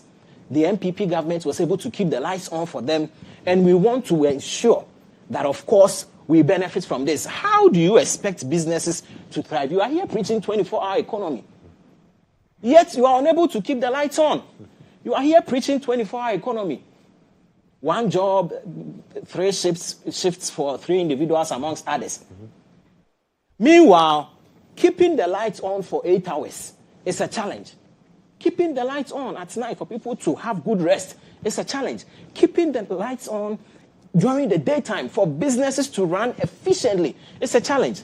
Please, we are tired. We don't want to be doing all these blame games, amongst others. Right. The duty for the energy minister and this administration, of course, is to solve the issue. And that is what Ghanaians are looking at. We will not fall for any form of, a blame game. The NDC left this. When MPP came into power in 2017, you see, the NDC talk as if when they were leaving office, they cleared all their debts, specific to the energy sector. They left us. They left us legacy debt, huge debts. Take or pay contracts, lots of them. And whether the country was using the power or not, we had to pay. These are the issues we are talking about. And so the impression should not be created as if they had a clean sheet relating to the debts they left. Of course, government is continuing. Right. And so once NPP was able to keep the lights on, they need to humble themselves, engage the energy minister, engage the energy ministry, seek for ways, ask how the NPP and the Koo Fori administration was able to keep the lights on. Right. So that they'll be able to replicate same.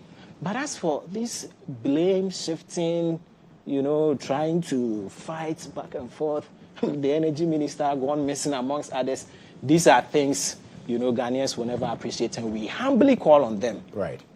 we humbly call on them that for businesses to thrive, for industries to grow, energy is very, very critical. One, they've even gone against their own promise of enhancing industrialization by slapping us with this 14.75% increase in electricity. But that's and what yet, is it a dream of the NDC? And yet they are unable. Or the automatic adjustment formula. And yet they are unable to even keep the lights on. You see, for businesses to even pay and be able to do all this.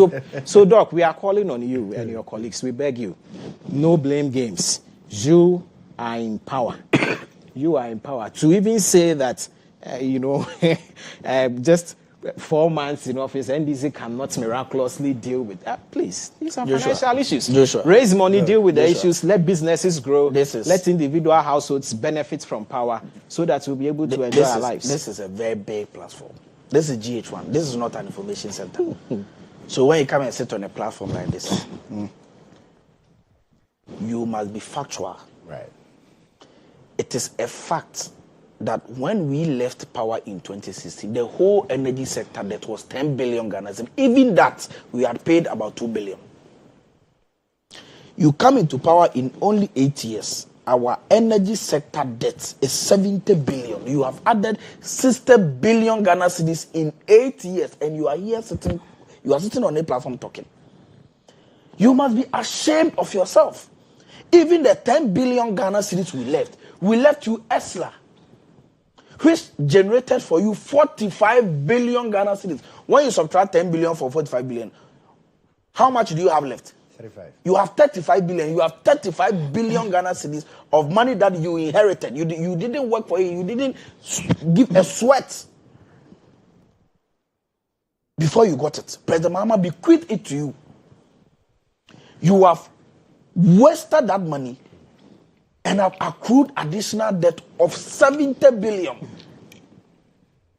You are not ashamed of it. You are sitting on this platform talking. And he says that, we have added additional 14% of tariff on the people of Ghana.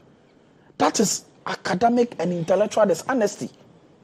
When you know that on December, I think on the 2nd December, it was around December 2024. Yes. They had a staff level or executive board meeting with the IMF at the time, their third review, where they went to agree to IMF. When you read page 71 of that document that they released, the executive board meeting, their government at the time had of IMF.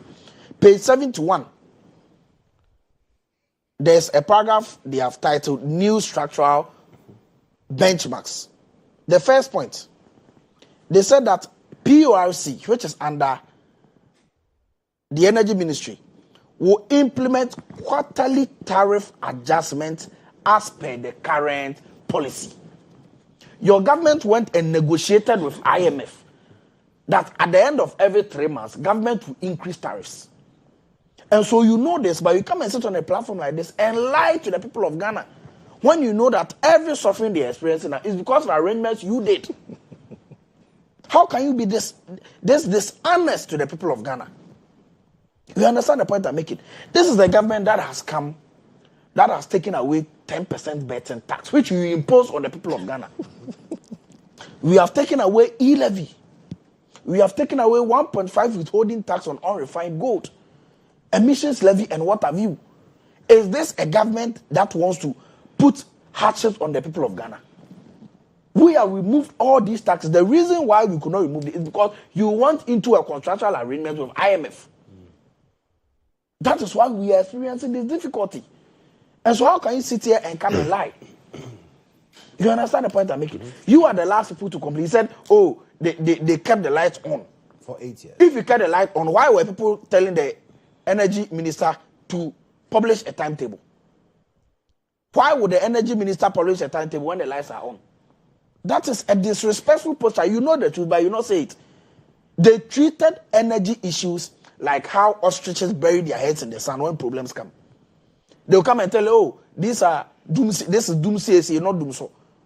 When you know that a community has been in doom so for more than a week, you are telling them that you are doing doom CSA. Doom CSA lasts for 1 week. You understand the point I'm making? So there was doom so at the time, but because they were disrespectful, they were insensitive, they did not make any proper solution. They did not put in place any sustainable measure to avert the situation where we are facing today, because all the monies that the government left for them, they have spent it and given it to their cronies in SML and other companies that deprived ECG of monies that could have been used to pay independent power producers and what have you. They said, oh, we negotiated take or pay contract. When your government came, they negotiated 2 take or pay contracts. When Koo Fori was asked to tell us how much excess capacity they were paying, he came and told us that it was about 900 million, even that it was because their government gave subsidies to the people of Ghana. And so no amount were used to pay for excess capacity. Meanwhile, they are telling us that they paid for excess capacity. And so the reason why the MPP is still in existence is because of lies that they continue to peddle and peddle.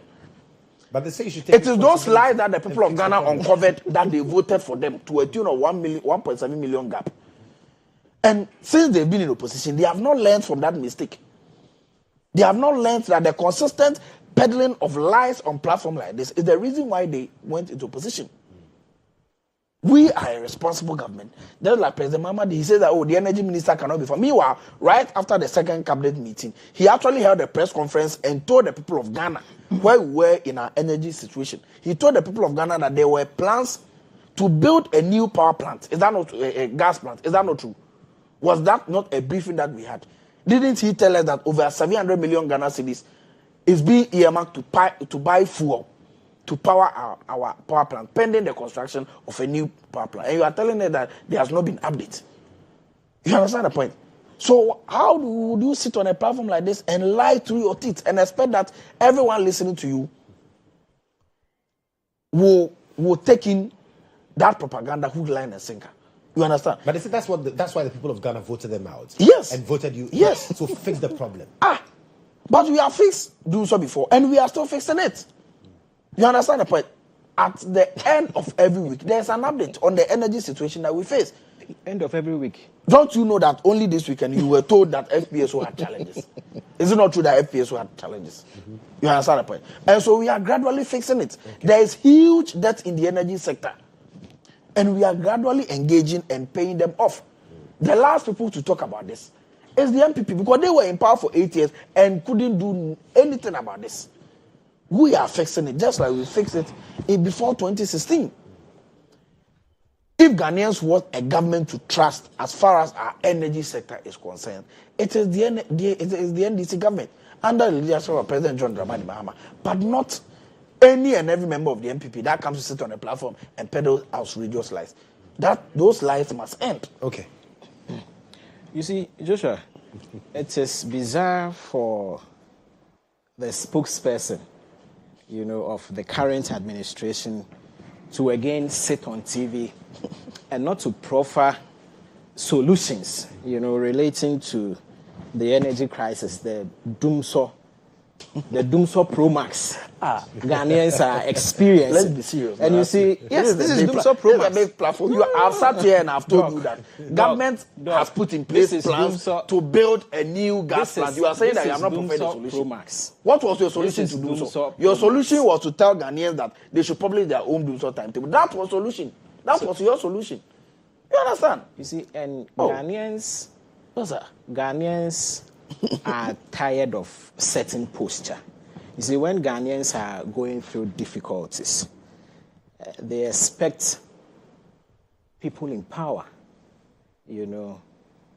to reason with them and to engage them, to let them know what the government is doing, but not to be exhibiting some kind of posturing, just wailing and lamenting, setting cameras on them, crying amongst others, while leaving the problem still persistent.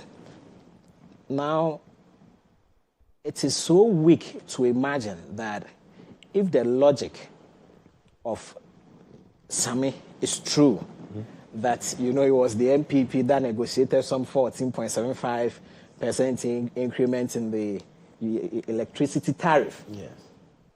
You've been in office. You've engaged the IMF and the World Bank. You went to US for the IMF World Bank Springboard meeting. So what prevented you from renegotiating these things?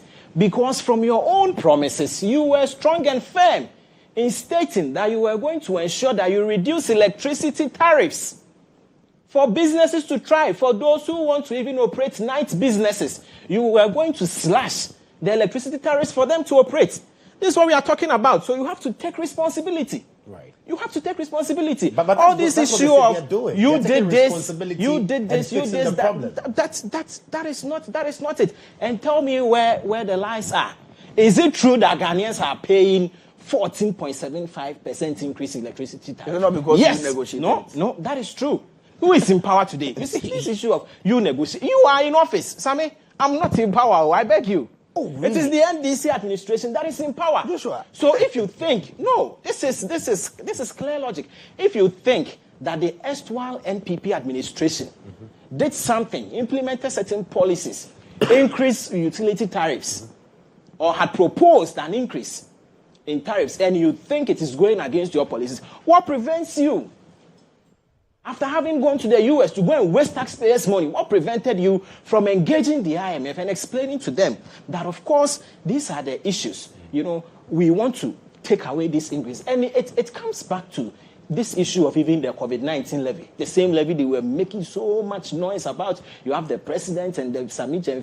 Ayeh, a lot of people crying foul. That is Ghana the only country that suffered from COVID. When we can repeal it in the first 90 days, 120 days, and today we are still paying COVID levy. And now they are telling us that, it is tied to. That is against their promise. They told us that within the first 120 days, they were going to repeal the COVID-19 levy. Why are we still paying?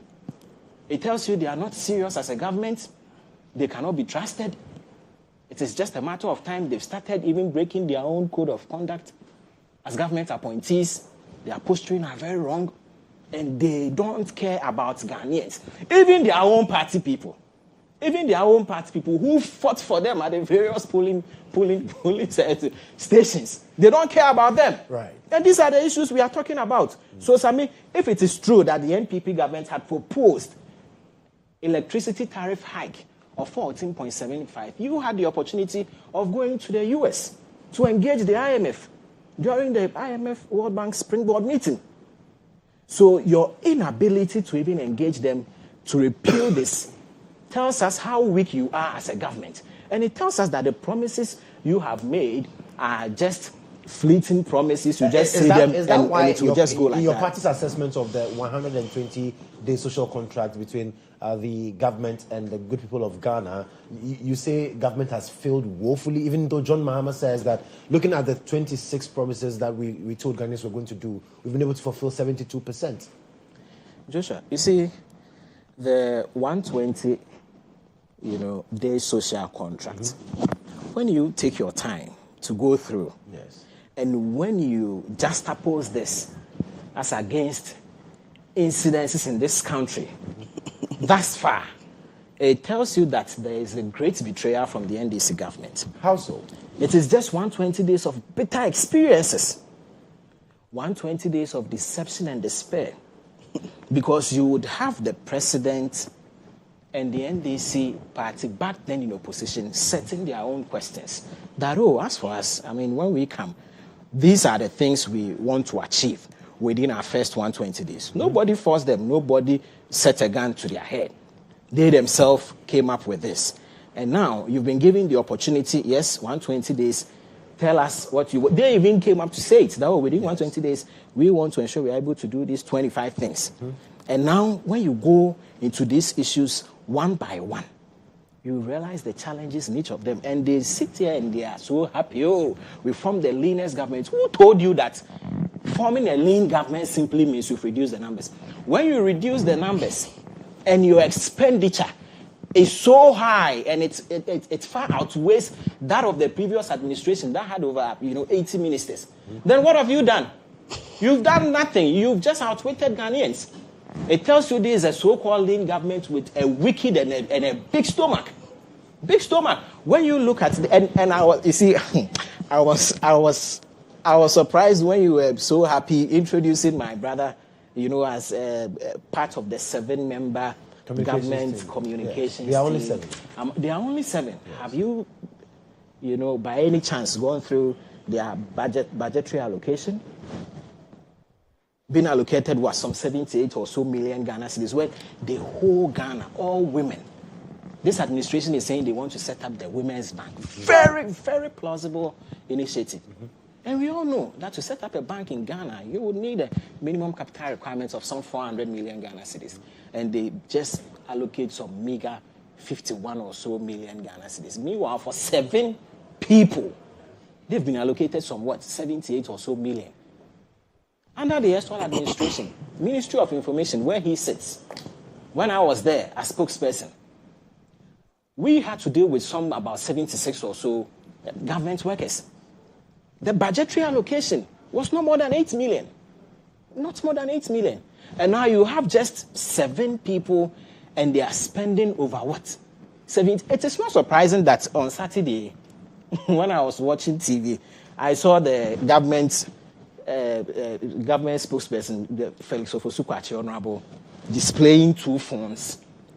And allegedly, the cost of each phone is over $11,000 or so. What has that got to do? You see, it tells you, this ostentatious and this opulence, open opulence, the NDC appointees. To the fact that he acquired this force after he became government communicator. Joshua, I am saying the open display of opulence by the NDC administration. You have one sharing dollars, another displaying phones. A lot of people are talking about it on social media. People are worried.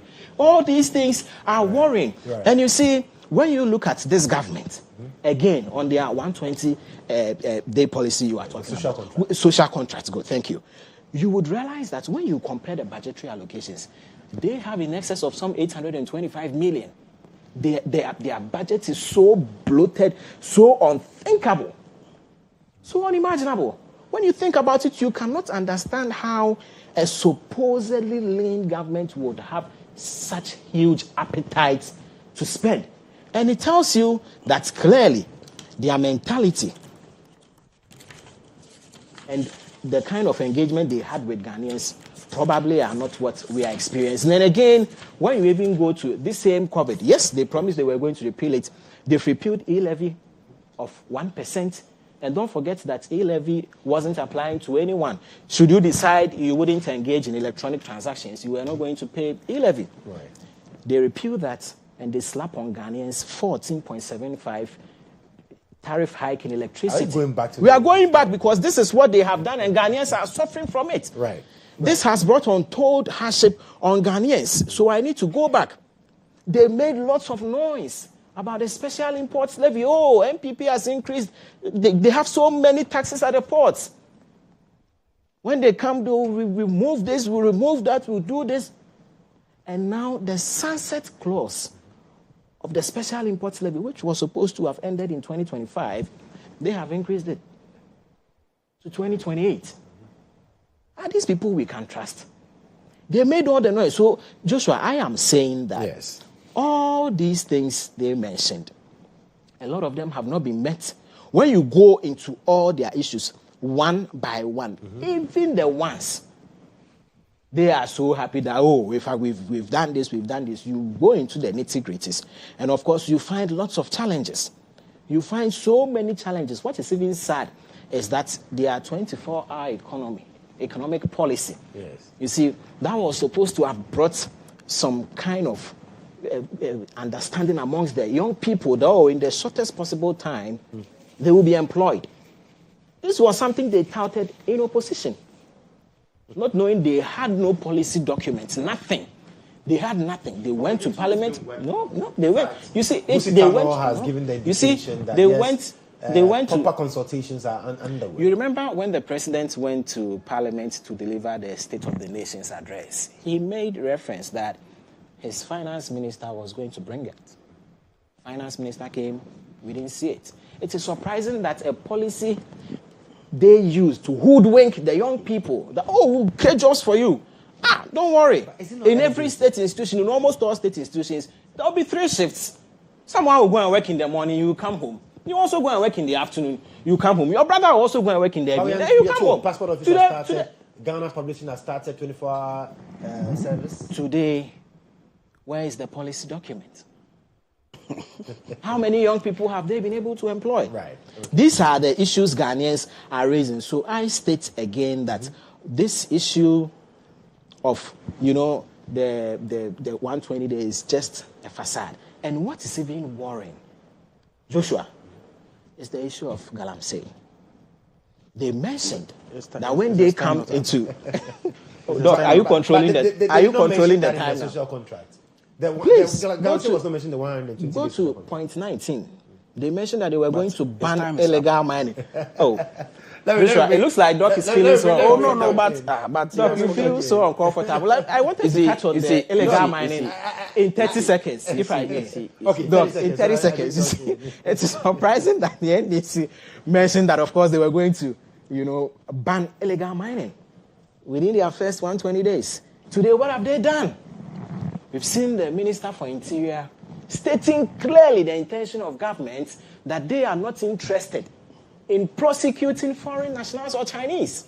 And that if you are Chinese or a foreign national and you are caught in the web of Galamsey, you will only be repatriated back to your country.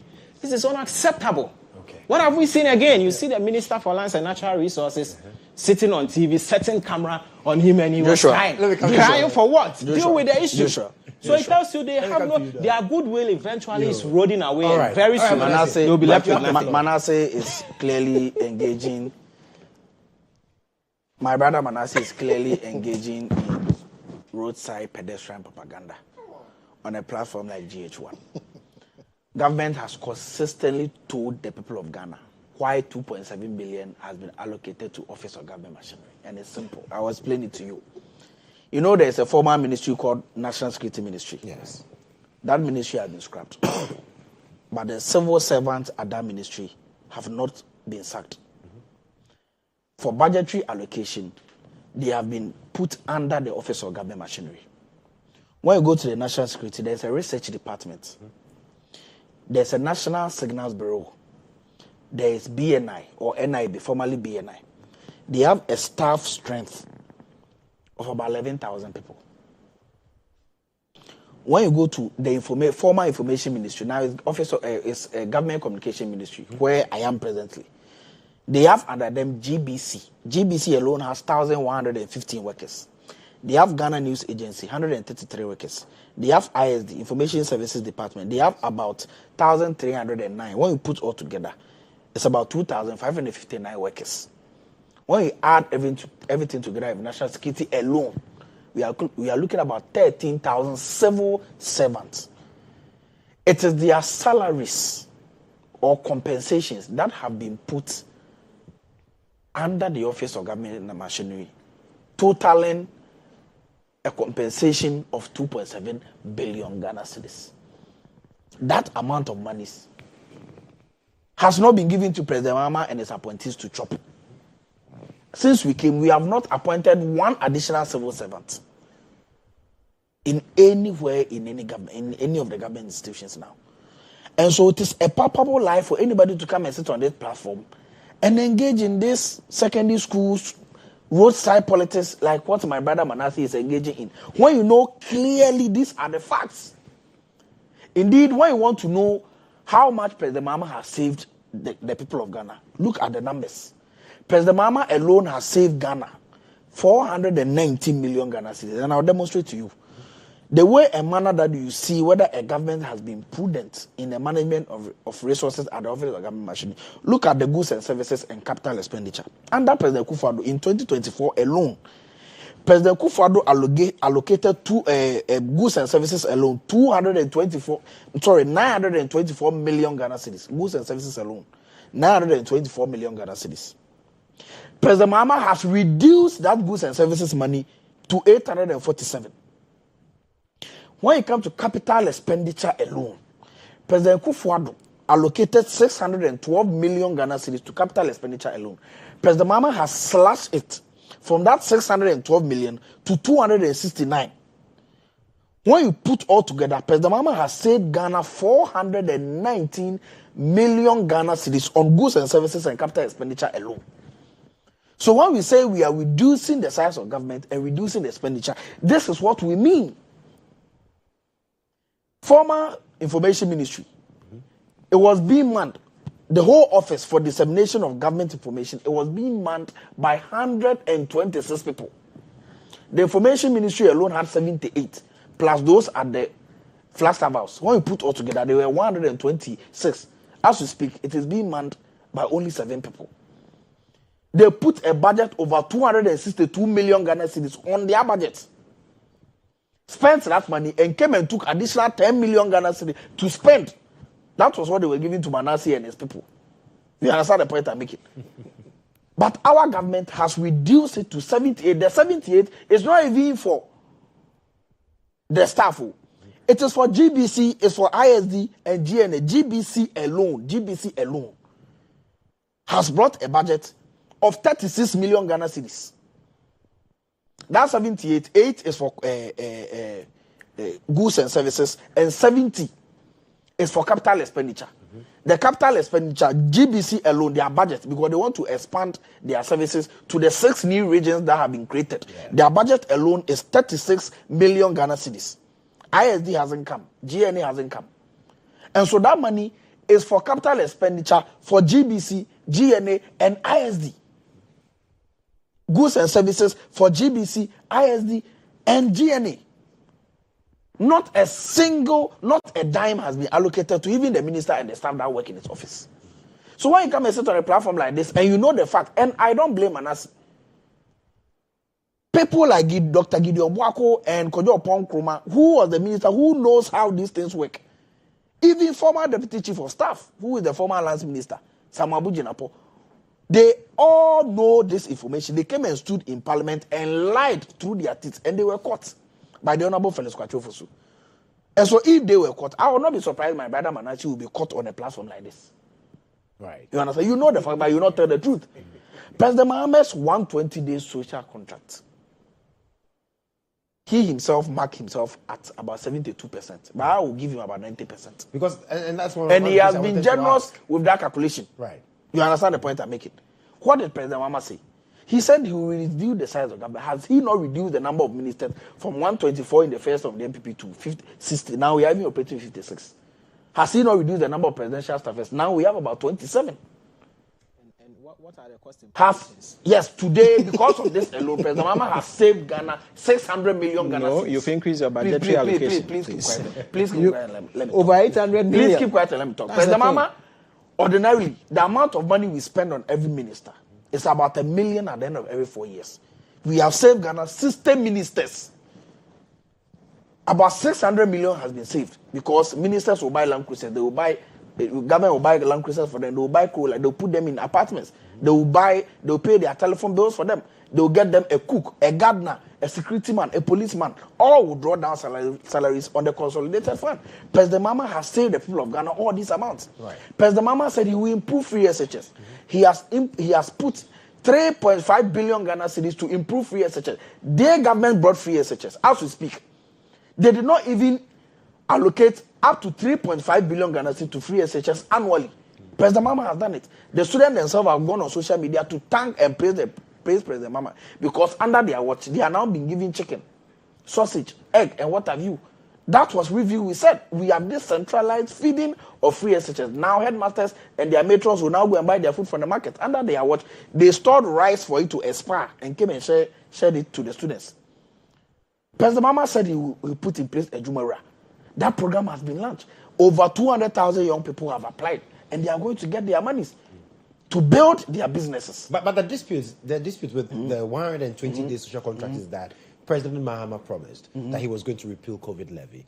And now we are told that, well, it will be part of the restructuring that we'll see somewhere in September. We made the point that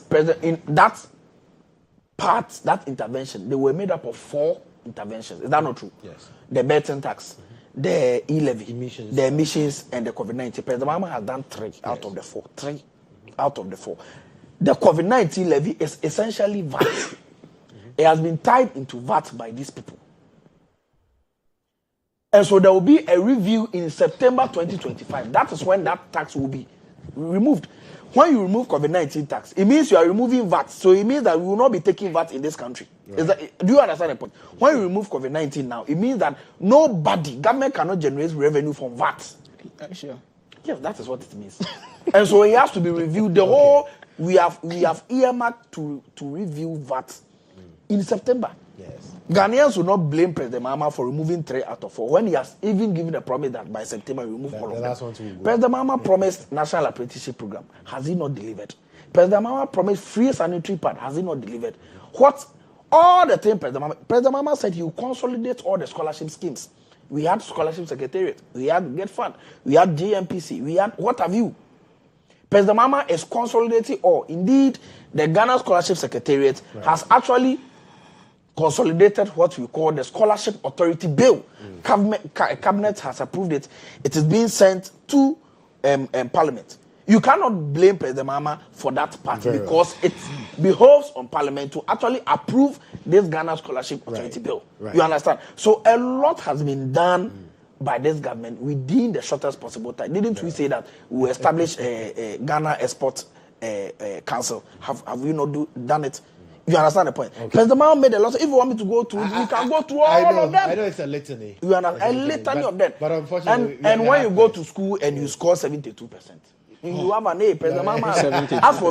As for me, I'll give President Mahama 95 because all of them proper measures have been put in place.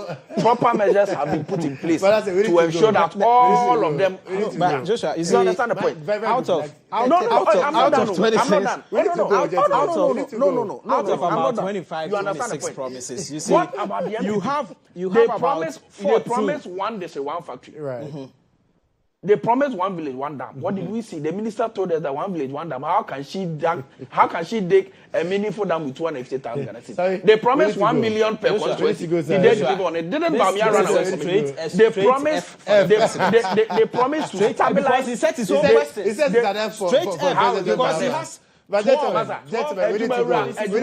Has it not been done? 12 he couldn't fulfill. 2 of them are partially, amongst others. Even the ones he has done, they are looking straight anyway, because he set his own questions. Thank you. He Thank you so much. Right, so right. Oh my goodness. So that's Manasseh there.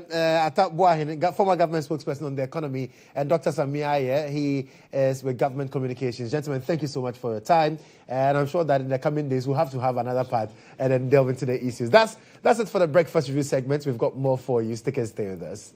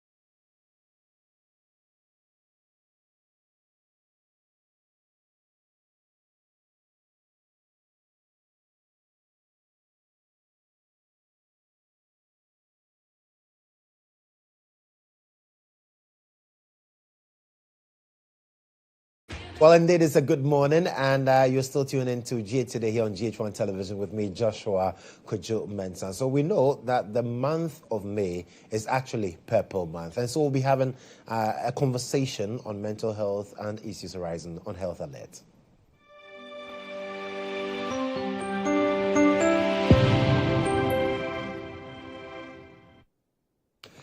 Well, so last week we talked about women, and this week we are zooming into the youth.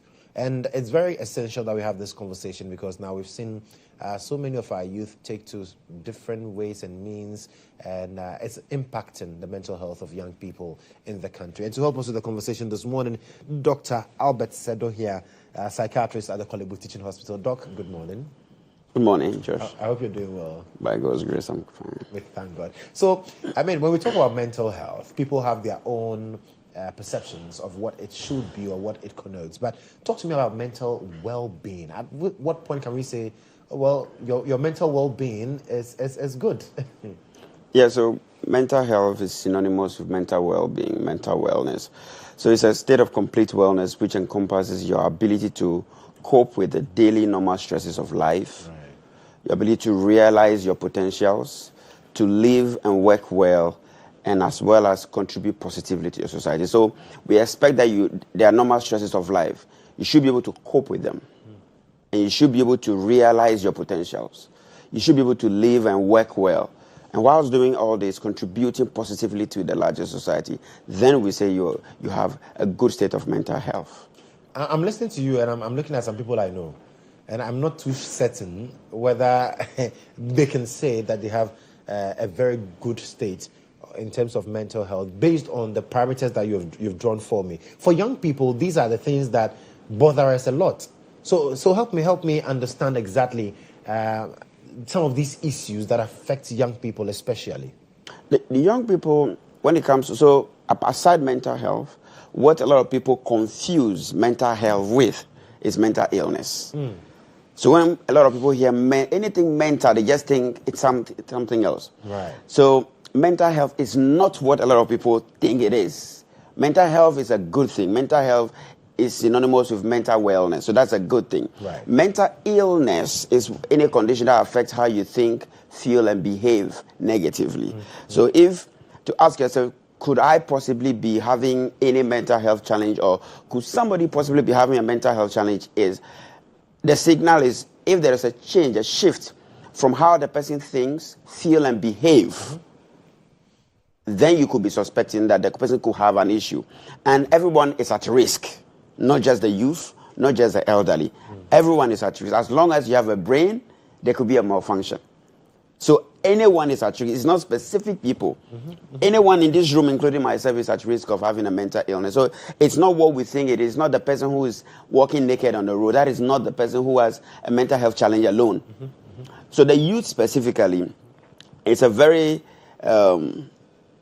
slippery slope, I might say. The youth is what every nation needs to build itself. Sure. Okay, so the youth are at risk of a lot of mental health challenges, which we all know already. Anxiety, depression, and some of them may have some neurodevelopmental conditions like ADHD, autism, and some of them could have gone through some form of trauma, physical trauma, sexual trauma, emotional trauma, all that. So they could also be having what we call PTSD, post-traumatic stress disorder. But commonly among the youth is substance abuse, which we note is on the rise these days. And what people need to also know is, aside the fact that it could be economic hardships, could be peer pressure that's driving the youth in that direction, some of them could be taking these substances because of underlying undiagnosed, untreated mental illnesses. So it's not just because their friends are taking it. It's not just because they are having challenges battling the economy. Because I've also heard people say they take it because of the work they do, among others. But you are saying that sometimes undiagnosed, untreated mental challenges can lead people to substance abuse. Yes. So if you are going through depression, you have anxiety, you have ADHD, some people self-medicate that way, sometimes unknowingly. Because if peer pressure pushes you to start using, then the way they feel, they like it. compared to how they were feeling before they started using. Then they want to keep feeling the way they are feeling now for a longer time. So then they continue using. Because there was an underlying, undiagnosed and untreated mental illness, which is commonly as anxiety, depression. Could even be psychosis, could be schizophrenia, could be ADHD. People who have ADHD are at a higher risk of substance misuse. So let me find out from you, Doc. Now, you are in the space. Do you find a lot of youth coming in to get diagnosed? Do people subject themselves to wanting to know the state of their mental wellness? It's not a common sight, especially because awareness is quite on a low. It's now that awareness is increasing thanks to our Chief Executive of Mental Health, Prof. Apau. Now, the whole month of, that's why I'm wearing purple, exactly. The whole month of May is always dedicated to National Mental Health Awareness creation. People need to know what mental health is, what mental illnesses are, what is the scope of mental illness or mental disorders. It's quite a wide scope. It's not just what you think somebody walking naked on the street. No. Anxiety is a mental illness. Depression is a mental illness. Autism is a mental illness. OCD is a mental illness. Dementia is a mental illness. Of course, schizophrenia is a mental illness. Substance use, addiction is a mental illness. It's not a moral failure. It's a chronic brain disorder where somebody continues using something or doing something even though it affects the person negatively. So addiction, I see the surprise on your face. So yes, because usually when we see people who are addicted to substances, among others, we say, oh, his upbringing or her upbringing is what has led to forget the mother has failed or the father has failed. But you're telling me this morning that it's also related. It is a mental disorder, chronic brain disorder. Of course, the upbringing, the environment, everything affects for it to manifest. But it is a mental disorder. Just the same as somebody may be predisposed because there are people in the family that may have a mental disorder. And again, before I even finish that, some people always point to the next family. I always openly dare say that every family, if you take first to 10th generation, you would definitely find somebody who may be having a mental illness, has had a mental illness, or will have a mental illness soon. So no one is exempt. And what I mean is anxiety, depression. What is anxiety? You need to know what it is. What is depression? What are the signs and symptoms? Yeah. So the commonest is depression, which we all need to know what the signs and symptoms are. And that's why I want to come to, because at what point do I say that I need to pay attention to my mental health because something might be going wrong somewhere? Every day, every time, you need to pay attention to your mental health because without mental health, you are not healthy. Because health is physical, mental, and social well-being. So if these three don't come together, you're not healthy. So every day you need to pay attention to your mental health. Now, if there's a shift in the way you think, behave, and feel, then there could be a problem. That gives you a signal. Either you or somebody. If there's a way you think, behave, and feel changes, then there's a problem. Now, the commonest, which we all need now, I like the fact that you are trying to relate now. So now you are relating it to yourself. That is good. It's easy to always point to somebody. Myself. Good. Because usually when I have a shift in how I am behaving, I say, it's because I'm broke. So if you're broke, you're not healthy. You know that,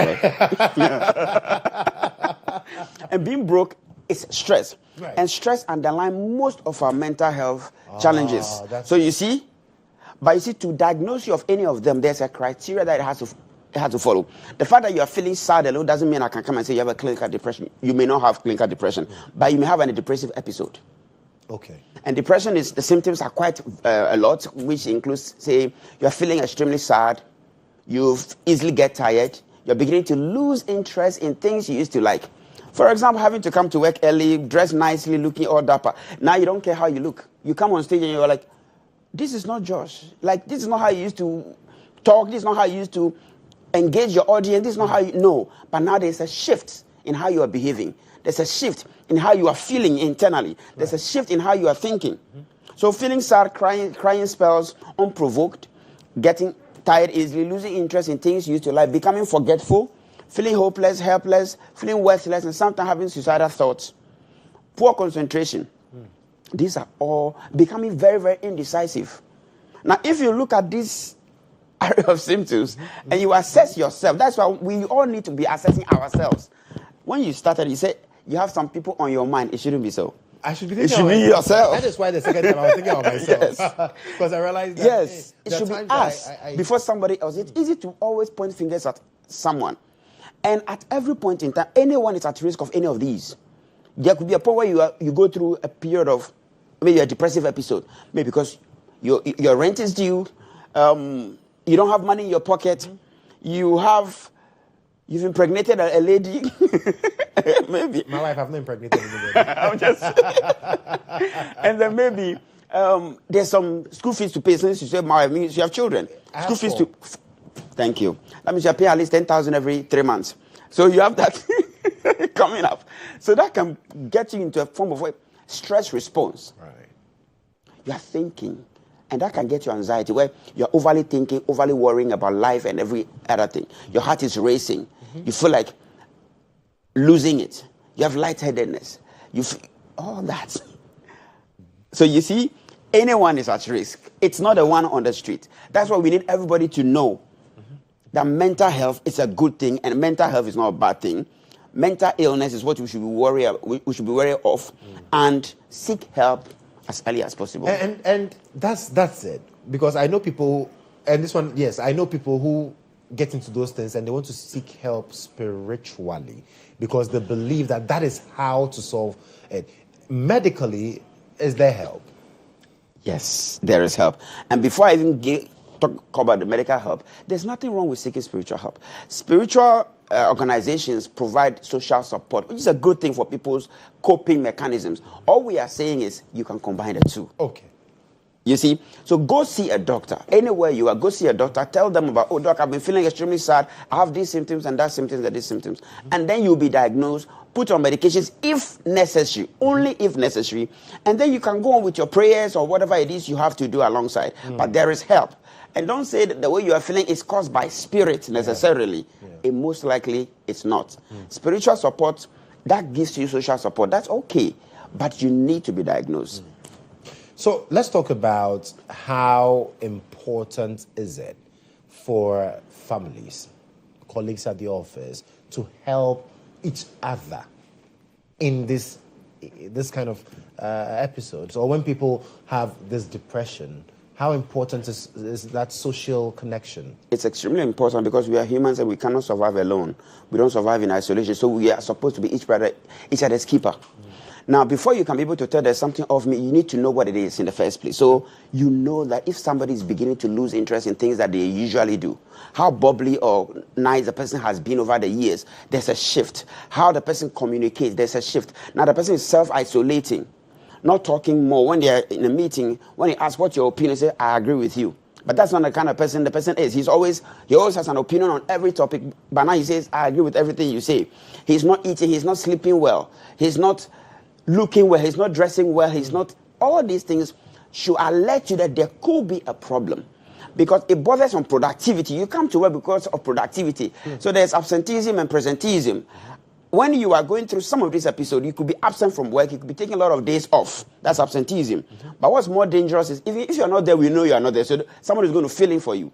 But presenteeism is you're at work, but nothing is being done. So you're in your seat.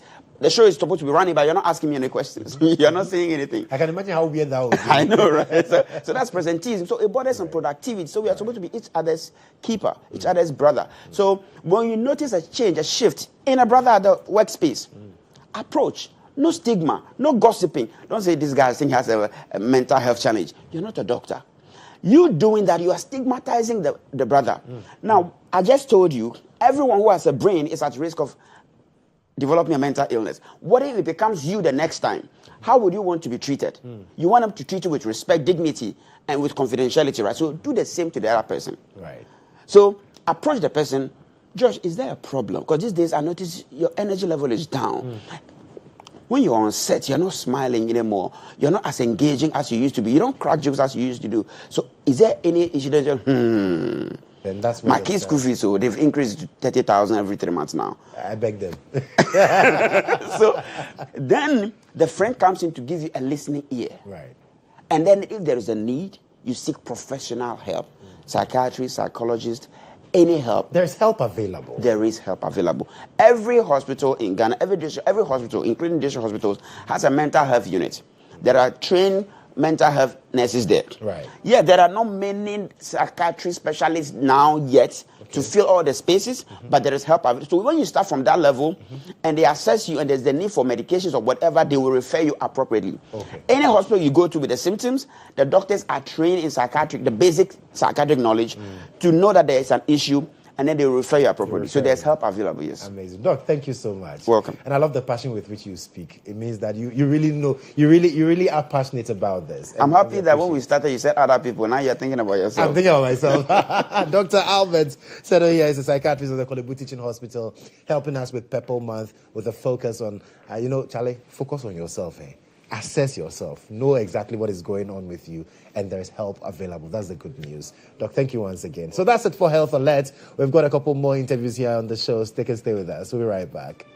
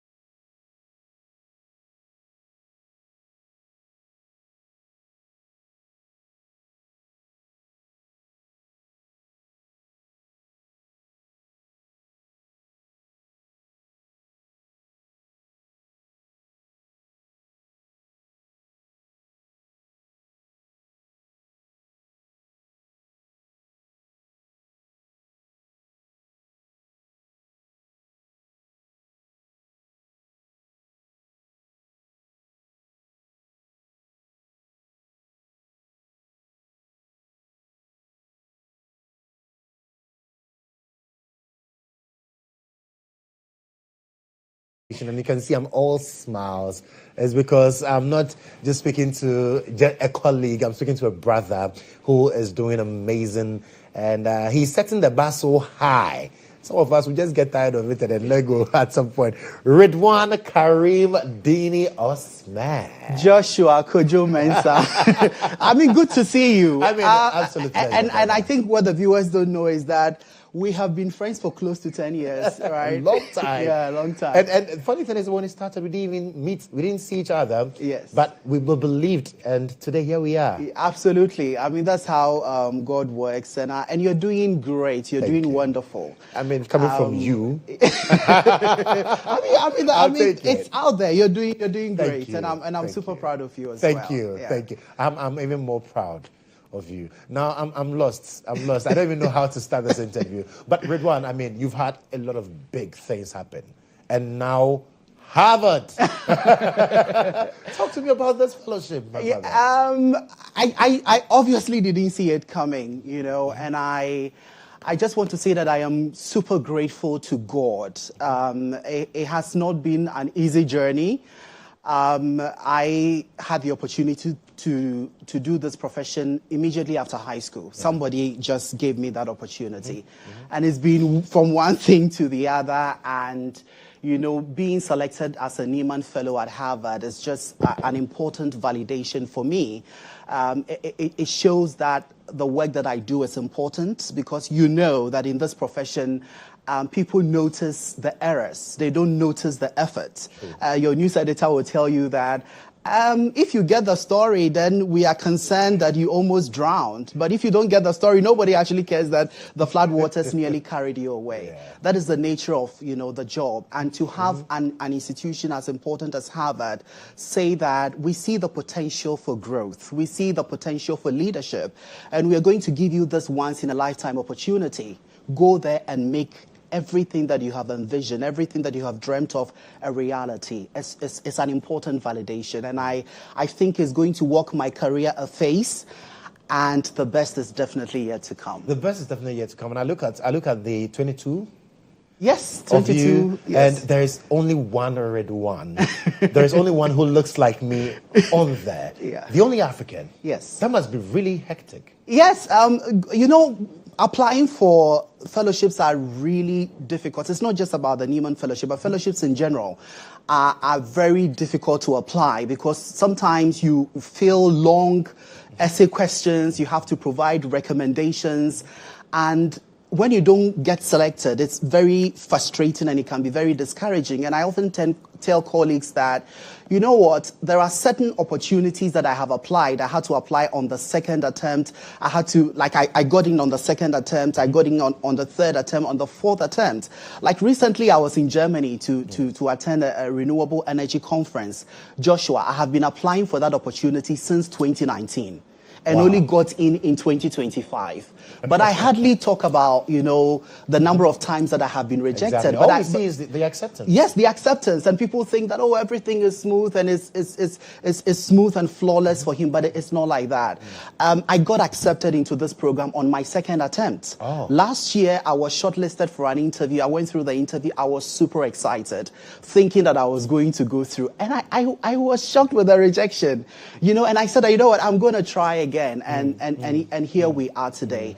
But most importantly, it's also about what am I going to do exactly at Harvard? Because you've touched on climate change, you've done work on sanitation, you've done work on people who come into Ghana from other countries, get involved in child labor, among others. So what should we be expecting in terms of the issues that you intend tackling at Harvard? There are a plethora of them, and I really appreciate the fact that you've gone through some of the issues that I cover. But just to circle back on the application process. So there are two application cycles. So we have one for the international applicants, which is those who live outside the U.S., and we have one for those in the U.S. Okay. And usually the first cycle is for those who live outside the U.S., and that's what I applied for. Okay. So at the end of the application, when the application closed, we were told that close to 300 people had sent in applications.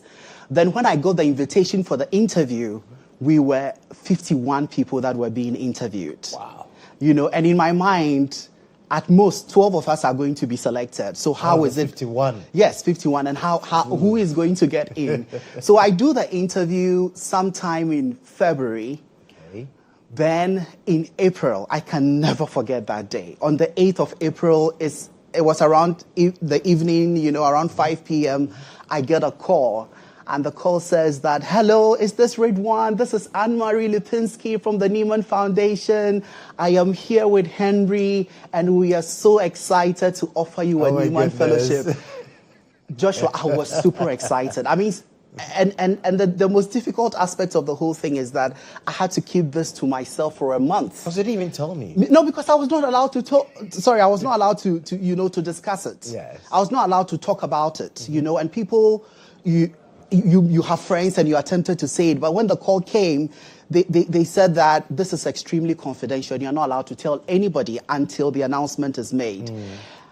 I must admit, though, that I told a few people, but they also give them the caution. Yes, they had to take an oath of secrecy that they were not going to tell anyone, know. And for the announcement to be made on Thursday, I have been on cloud 9 because I'm getting calls from all over the world. I have colleagues from Brazil, India, and across different parts of the continent. And, the sheer joy and celebration and the fact that they are happy for me, it's also very important. Now to the question about what I'm going to do in Harvard. I have spent a lot of time doing a lot of work about global health inequities and human rights. And I come across people who are along the margins of society. And so when we say marginalized people, we are talking about people who live in poverty. We are talking about persons with disabilities. We are talking about women. We are talking about minority groups. And you realize that over the years, the way we have covered these people or these communities is simply wrong. It's simply unethical. And it also raises the question about how the industry polices itself. And that is just the crux of my focus at Harvard. Because for me, the realization is that I am 31 years. Very soon, young people like me would inherit the responsibility of fixing the problems that we are facing in the industry. And so being able to be at the forefront of the challenges and the solution is very critical. So for instance, and I know this example that I'm about to give will put me into a lot of trouble, but I'll still say it. Look at the stations in the Ashanti region, the radio stations in the Ashanti region. Yes. They have shows that are looking at dealing with domestic violence and domestic abuse. Fantastic idea. Well, it's good and well intended. But I have a problem when these presenters bring sexual assault victims and survivors to their studios and subject them to the trauma of having to relive that experience that they went through. Absolutely. And the challenge is that they are asking them about salacious details, sometimes to the point of asking them how their abusers undressed them. Very graphic details. And they reduce these people that have had the courage, the bravery, and the strength to share their stories. The best we can do is to honor the bravery, the strength, and the resilience of these women. Yeah. But we bring them to the studio and we subject them, we reduce them to the butt of the joke. And you see on TikTok, people are sharing the videos and they are laughing and they are ridiculing them. In this day and age, it is unacceptable. So how do we develop strategies? How do we develop frameworks to help our colleagues who are doing this important job, but they are not doing it exactly the way it's supposed to be done? And to be very honest, we as journalists, we follow our curiosity during interviews all the time. In fact, for the most part, I do interviews without questions, which means that I'm just following my curiosity. Exactly. But as a journalist, if you are interviewing people around issues that are sensitive, human rights, it's okay to follow your curiosity, but curiosity must go hand in hand with empathy, which is currently missing. So I think that these are some of the critical issues that I have been reflecting on over the years. That during my time at Harvard, I will be looking at how we can help our colleagues cover. Then there's one issue that I need to talk about, the issue about sexual assault survivors who would have to go. When somebody is sexually assaulted, they go to the hospital and they have to pay for medical examination. Yes. In this day and age, that is not supposed to be happening. We need a law. And I hope that under the current administration, we will have a law that would abolish these fees because they are too high. And a lot of the girls who are sexually assaulted come from communities where people live on less than $2 a day. And if they are sexually assaulted and they have to go to hospital to pay about $100 to get medical support, to be able to take to the police station and initiate prosecution. Which is the first step. That is the greatest injustice any society can grapple with. So how do we tell the story as journalists in a way that speaks to the urgency of the situation, in a way that also speaks to our society that when people are sexually violated, for instance, it is okay for us to reintegrate them into society and not stigmatize them. Because a lot of the time when people are sexually assaulted and they are working into the communities, you have people pointing their fingers at them. That was the girl who was raped. And not everybody is able to, withstand that. And with time, they become suicidal. Then the final thing. Imagine a 17 or 16-year-old high school student, a female teacher, 30-year-old, drags this boy and, she has an intercourse with this guy. The guy wakes up and realizes that this is what my female teacher has done to me. What is the Constitution's position on that? Does Ghana's Constitution recognize that a man can be raped or sexually assaulted, for instance? There is lack of clarity around that. And even the society, boys, when a guy comes to tell you that somebody has done this to me, you say that no, you can't talk about it because you can't say that you have been raped, and the evidence and the science has shown that people who have been abused, when they don't get the support that they need, they also grow up and they become abusers. So that is why we need to tell these stories. So that's Redwan, a 31-year-old with an experience of a 60-year-old. Because look, I'm listening to the passion with which you speak about these issues, and that same passion lingers in almost everything I've seen you do over the years. So there are a lot of students who would be watching the show now. Journalism school, okay, I want to be like Redwan. What are some of the things you can share with them this morning? I mean, I'm going to keep it brief, but this can take like the whole day because I've been through a lot. I have been through a lot. Right. I mean, the likes of Kweku Teme, Conrad Kakraba would tell you, as far back as when I was in high school, I knew I wanted to do this, you know, and so you need to constantly practice. But if there is one thing you need to take away from this interview, and I want to speak to them directly, is that nobody, absolutely nobody in this world can put a limit on what you can or cannot achieve. Don't let anybody subject you to that and say that, oh, you're too young to achieve this, oh, you're too little to do this. Just go all the way out. And another thing that I would also share is that you need to be very consistent. Never rest on your oars. I have won a couple of awards, but immediately, you know, in the moment you receive the award, you are excited. But after some time, I'm asking myself, what is the next thing that I need to do? You know, so it's a lot about diligence, it's a lot about hard work, it's a lot about consistency. But I also need to give you a caveat that staying consistent is very, very hard. Because in the kind of society that we live in, consistency comes with a huge price. When you are consistent, your successes and wins are expected. People don't find them as extraordinary anymore. So the more consistent you get, the quieter the applause becomes. And when you get to that stage, it can be very lonely, it can be very isolating. But what will carry you through the process is just believing in yourself, being a conviction person, because that's what I have always been, and just believing in your maker. I believe in God, you know, that He is going to see you through and you're going to realize your dream. But like I said, you need to be focused. That is very important. Redwan Karim Dini Osman. Now, I remember at your 30th birthday, we saw a reel of your journey. Yes. And I, for one, got to appreciate exactly what you've been through to get to where you are assistants now. So when you see the new crop of journalists who are surfacing now, now we have plurality of media houses, so many of them, people doing so many things. Would you say that you're very confident of the future of journalism here in Ghana? Well, that's a tricky question. I think I see challenges and I see promise as well. Well, I am 31, but at the time I joined, I entered the newsroom, this was 2013, right after high school. Around that time, when the news breaks, the first thing, the priority was to get it on TV. Yes. But now we are more concerned about breaking it on social media. So a lot has changed. And also around that time, I spent a lot of time, you know, my colleagues, those who saw me at GHOne News will tell you at the time, I go on YouTube and I will go on the Kenyan channels and download a lot of the news bulletins. Then at my free time, I'll be watching them because at that time, I was interested in learning how the story is being told.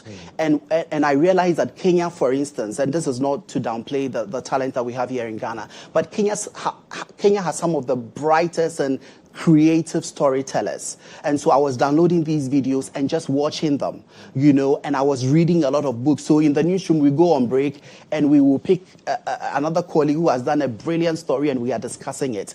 Those were, you know, the issues that got our attention at the time. But right now, with social media and everything, a lot is changing, you know, and also with the digital revolution, there is the issue about disinformation, there is an issue about deep fakes and stuff like that. So it's a bit challenging, but also the digital revolution holds a lot of promise for us. When you look at artificial intelligence, you realize a lot of our colleagues are using it just for scripting, but there are so many other things that you can use AI to do, to translating files, doing data analysis, and tracking even algorithms that will help you fight dis and misinformation. So I see a lot of promise there, but there are also real challenges within the industry that we need to address. I mean, there is no belaboring the fact that Ghana has a vibrant media landscape. But I'm sure you would also agree, Joshua, that we are dealing with a lot of political interference.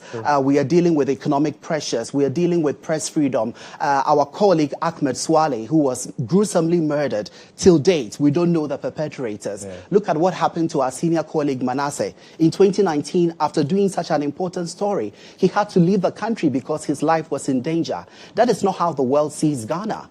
You know, we are a shining example when it comes to democracy for a lot of people. But we've seen that over the last few years, we are, you know, eroding the gains that we have made over the years. So I think that we need to address some of these challenges. Then finally, the issue about exploitation. Any opportunity that I get, I talk about it. When journalists are poorly paid, they become susceptible to corruption. They become susceptible to bribery, and that is an integrity issue. And I don't think that media owners are giving a priority to the issue of remuneration. How can you have a news editor taking 4,000 cedis a month?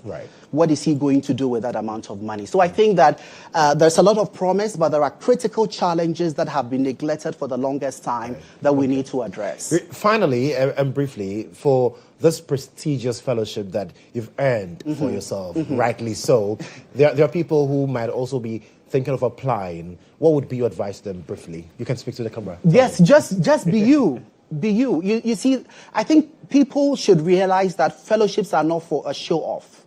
You apply for a fellowship because you have identified a skill gap that you have, that you need some sort of refinement. You know, so go with your real, authentic self. Don't say that, okay, I think this is what they would be interested in, you know, selecting, or this is what they are interested in. Look at your journey and just be honest with yourself. You know, take a sober reflection of how your journey has been over the years as a journalist. If you feel you are not ready, just be honest with yourself and give yourself some time and apply. The Nieman Fellowship, this is the 88th year, which means that it has existed for 88 years. So if you cannot apply next year, there are more years ahead that you can apply. Take your time and tell your story. And also, the final thing that I will say is that as part of the application, you need to have a study plan. And the study plan must also be in line with the work that you have done over the years. So for instance, if you say you want to do something about climate change coverage in Africa, and they look at your portfolio, the work that you have done over the years, and it doesn't feature a lot of, you know, work on climate change, and it becomes problematic what experience you have gathered to be able to, you know, embark on that project. So just be you. That's all that I have got to say. And thank you, Redwan, for being you. Thank you. We appreciate you so much. Thank you so much, Joshua. Redwan Karim Dini Osman, he's an international journalist. That's how I've just put it. And it's been wonderful having that conversation with him. Redwan, we'll talk. Absolutely, and thanks for having me. Pleasure. Well, this is still GH Today here on GH1 Television. We have our final interview to wrap up the show. Stick and stay with us.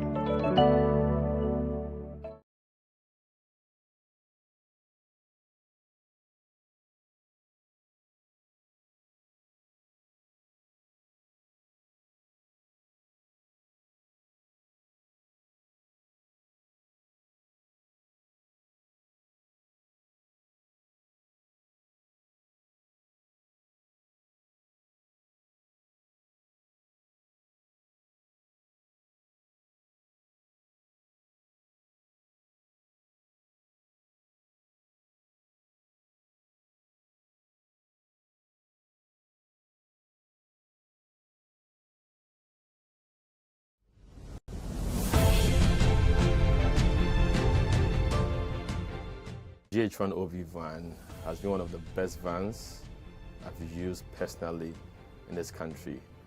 It runs a system where we are able to run on Dante to be able to do our broadcast mixed well also from this van. I've used this OB van for quite a number of big productions, i.e. 3 music awards, the late President Rollis' state funeral, Miss Africa Awards and a number of them. My experience with the GHOne van has been the state of the art equipment they have.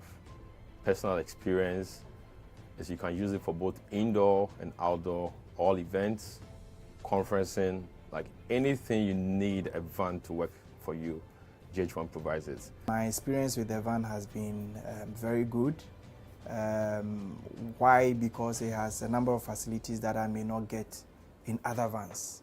You know, the van has a very wide bench that can accommodate all my technical crew, ICCU, switcher, graphics, CG, and all of that. And then it also has a studio, a green room studio that comes with TriCaster. So if you want somebody to do commentary on a live event, you can put that presenter who's in that studio as well and get that running. To give an experience to our audience who are also watching on TVs and online. Work with an Exo technology system which makes your video mixing with Panasonic cameras, like a lot of other stuff in terms of content you need to get also for your live broadcasts. I prefer the GHOne van to a lot of other vans I've used, or even doing my own setup on a tabletop setup. Because on a production, you see a number of people in the van. And so if you have a very small van, it means that it's going to be choked, and that will affect the creativity as well. The price has been discounted as well to accommodate varied budgets.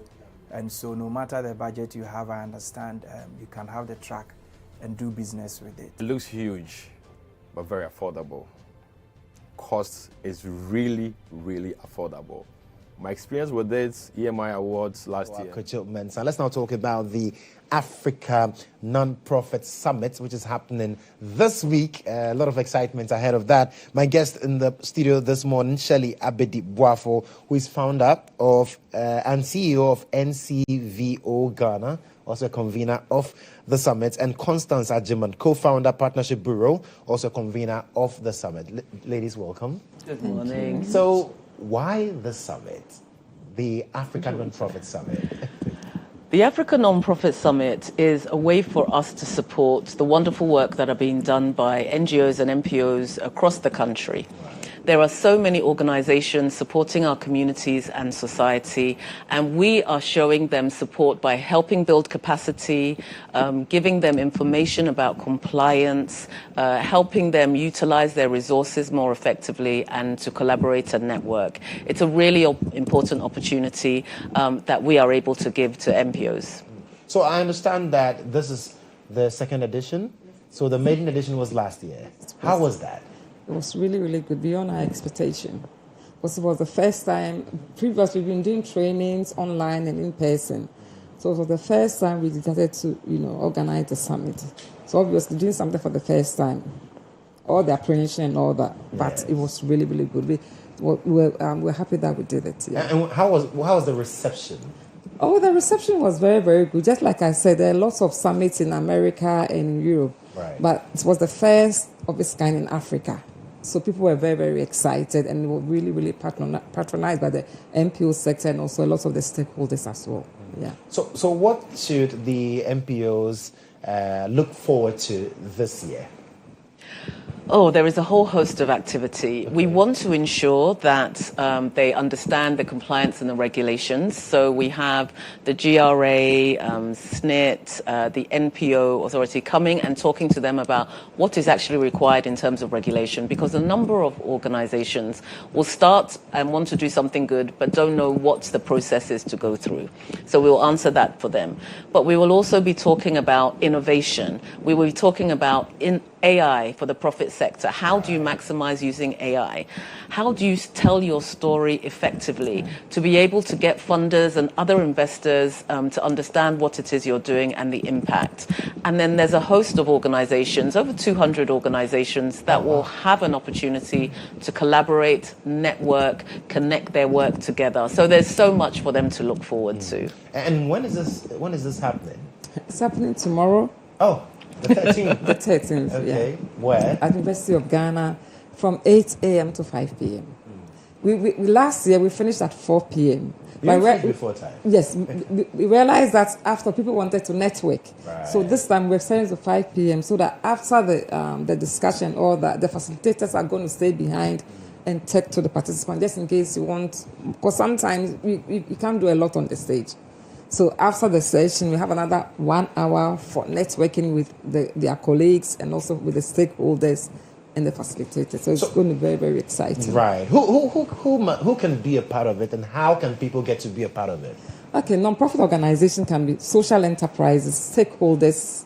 When I say stakeholders, it could be GRA, it could be one of those big organizations, non-profit organizations in Africa. Okay. And funders, you know, policy makers, the government, you know, the foundations as well. So because at the moment we've been funded or sponsored by KGL Foundation, Price Waterhouse, and Star Ghana. So we also want to invite funders to come and see what the non-profit organizations are doing. For instance, Price Waterhouse is going to talk about their CSR.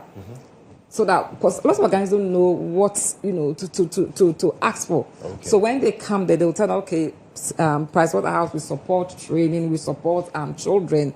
Then they'll be aware of what sort of CSR they offer the community. So it's tomorrow. It's tomorrow. At Ise Hall. But do we need to pay to be a part of it? Yes, it's only 200 cedis. Only 200 cedis. That's very discounted. It's very, very discounted. Right. It's very, I'll take your final words, ladies. Well, we just want every NPO to take advantage of this opportunity. It's a nominal cost, but we want to make sure the value that they get out of it is exponentially more. And it's not only about the interactivity on the day, it's about what they take forward with them in the future. Amazing. And you, finally, the final word. Finally, I'm really looking forward to it. Last year was really exciting. And even afterwards, the impact that we made on the non-profit organizations, I'm really looking for, because that's all we are there for, to impact the impact. Thank you. Yeah. Thank you, ladies, for your time this morning. So it's the African Non-Profit Summit. It's happening tomorrow at the Ise Hall, University of Ghana. Everybody is invited, especially the non-profit organizations. Come, learn, and most importantly, network. And that's it for our show this morning. But before we go, it's the 12th day of May 2025. Let's do some quick birthdays before we wrap up the show. This one says, happy birthday, Morrison. Wishing you a day filled with joy and laughter. Enjoy.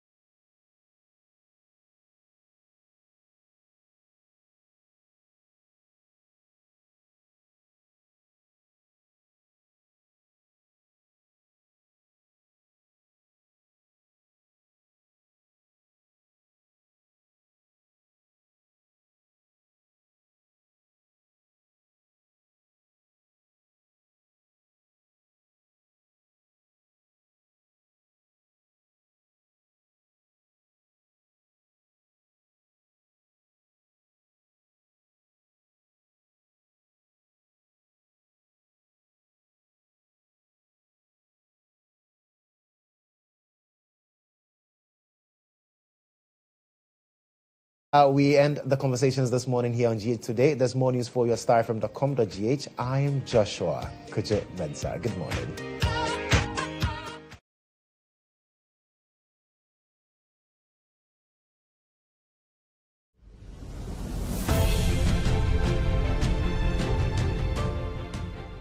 GHOne OV van has been one of the best vans I've used personally in this country.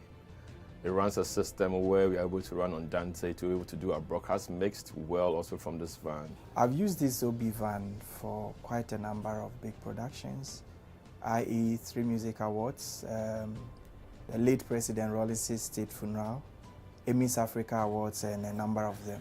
My experience with the GHOne van has been the state of the art equipment they have.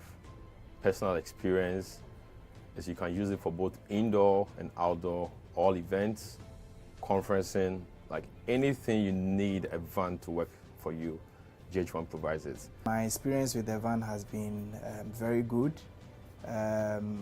Why? Because it has a number of facilities that I may not get in other vans. You know, the van has a very wide bench that can accommodate all my technical crew, ICCU, switcher, graphics, CG, and all of that. And then it also has a studio, a green room studio that comes with TriCaster. So if you want somebody to do commentary on a live event, you can put that presenter who's in that studio as well and get that running. To give an experience to our audience, we're also watching on TVs and online. Work with an Exo technology system, which makes your video mixing with Panasonic cameras, like a lot of other stuff in terms of content you need to get also for your live broadcasts. I prefer the GHOne van to a lot of other vans I've used, or even doing my own setup on a tabletop setup. Because on a production, you see a number of people in the van. And so if you have a very small van, it means that it's going to be choked, and that will affect the creativity as well. The price has been discounted as well to accommodate varied budgets. And so no matter the budget you have, I understand you can have the truck and do business with it. It looks huge, but very affordable. Cost is really, really affordable. My experience with it, EMI Awards last year, super excellent. Try it, call them, and I'm going to give you the best of price. Really affordable.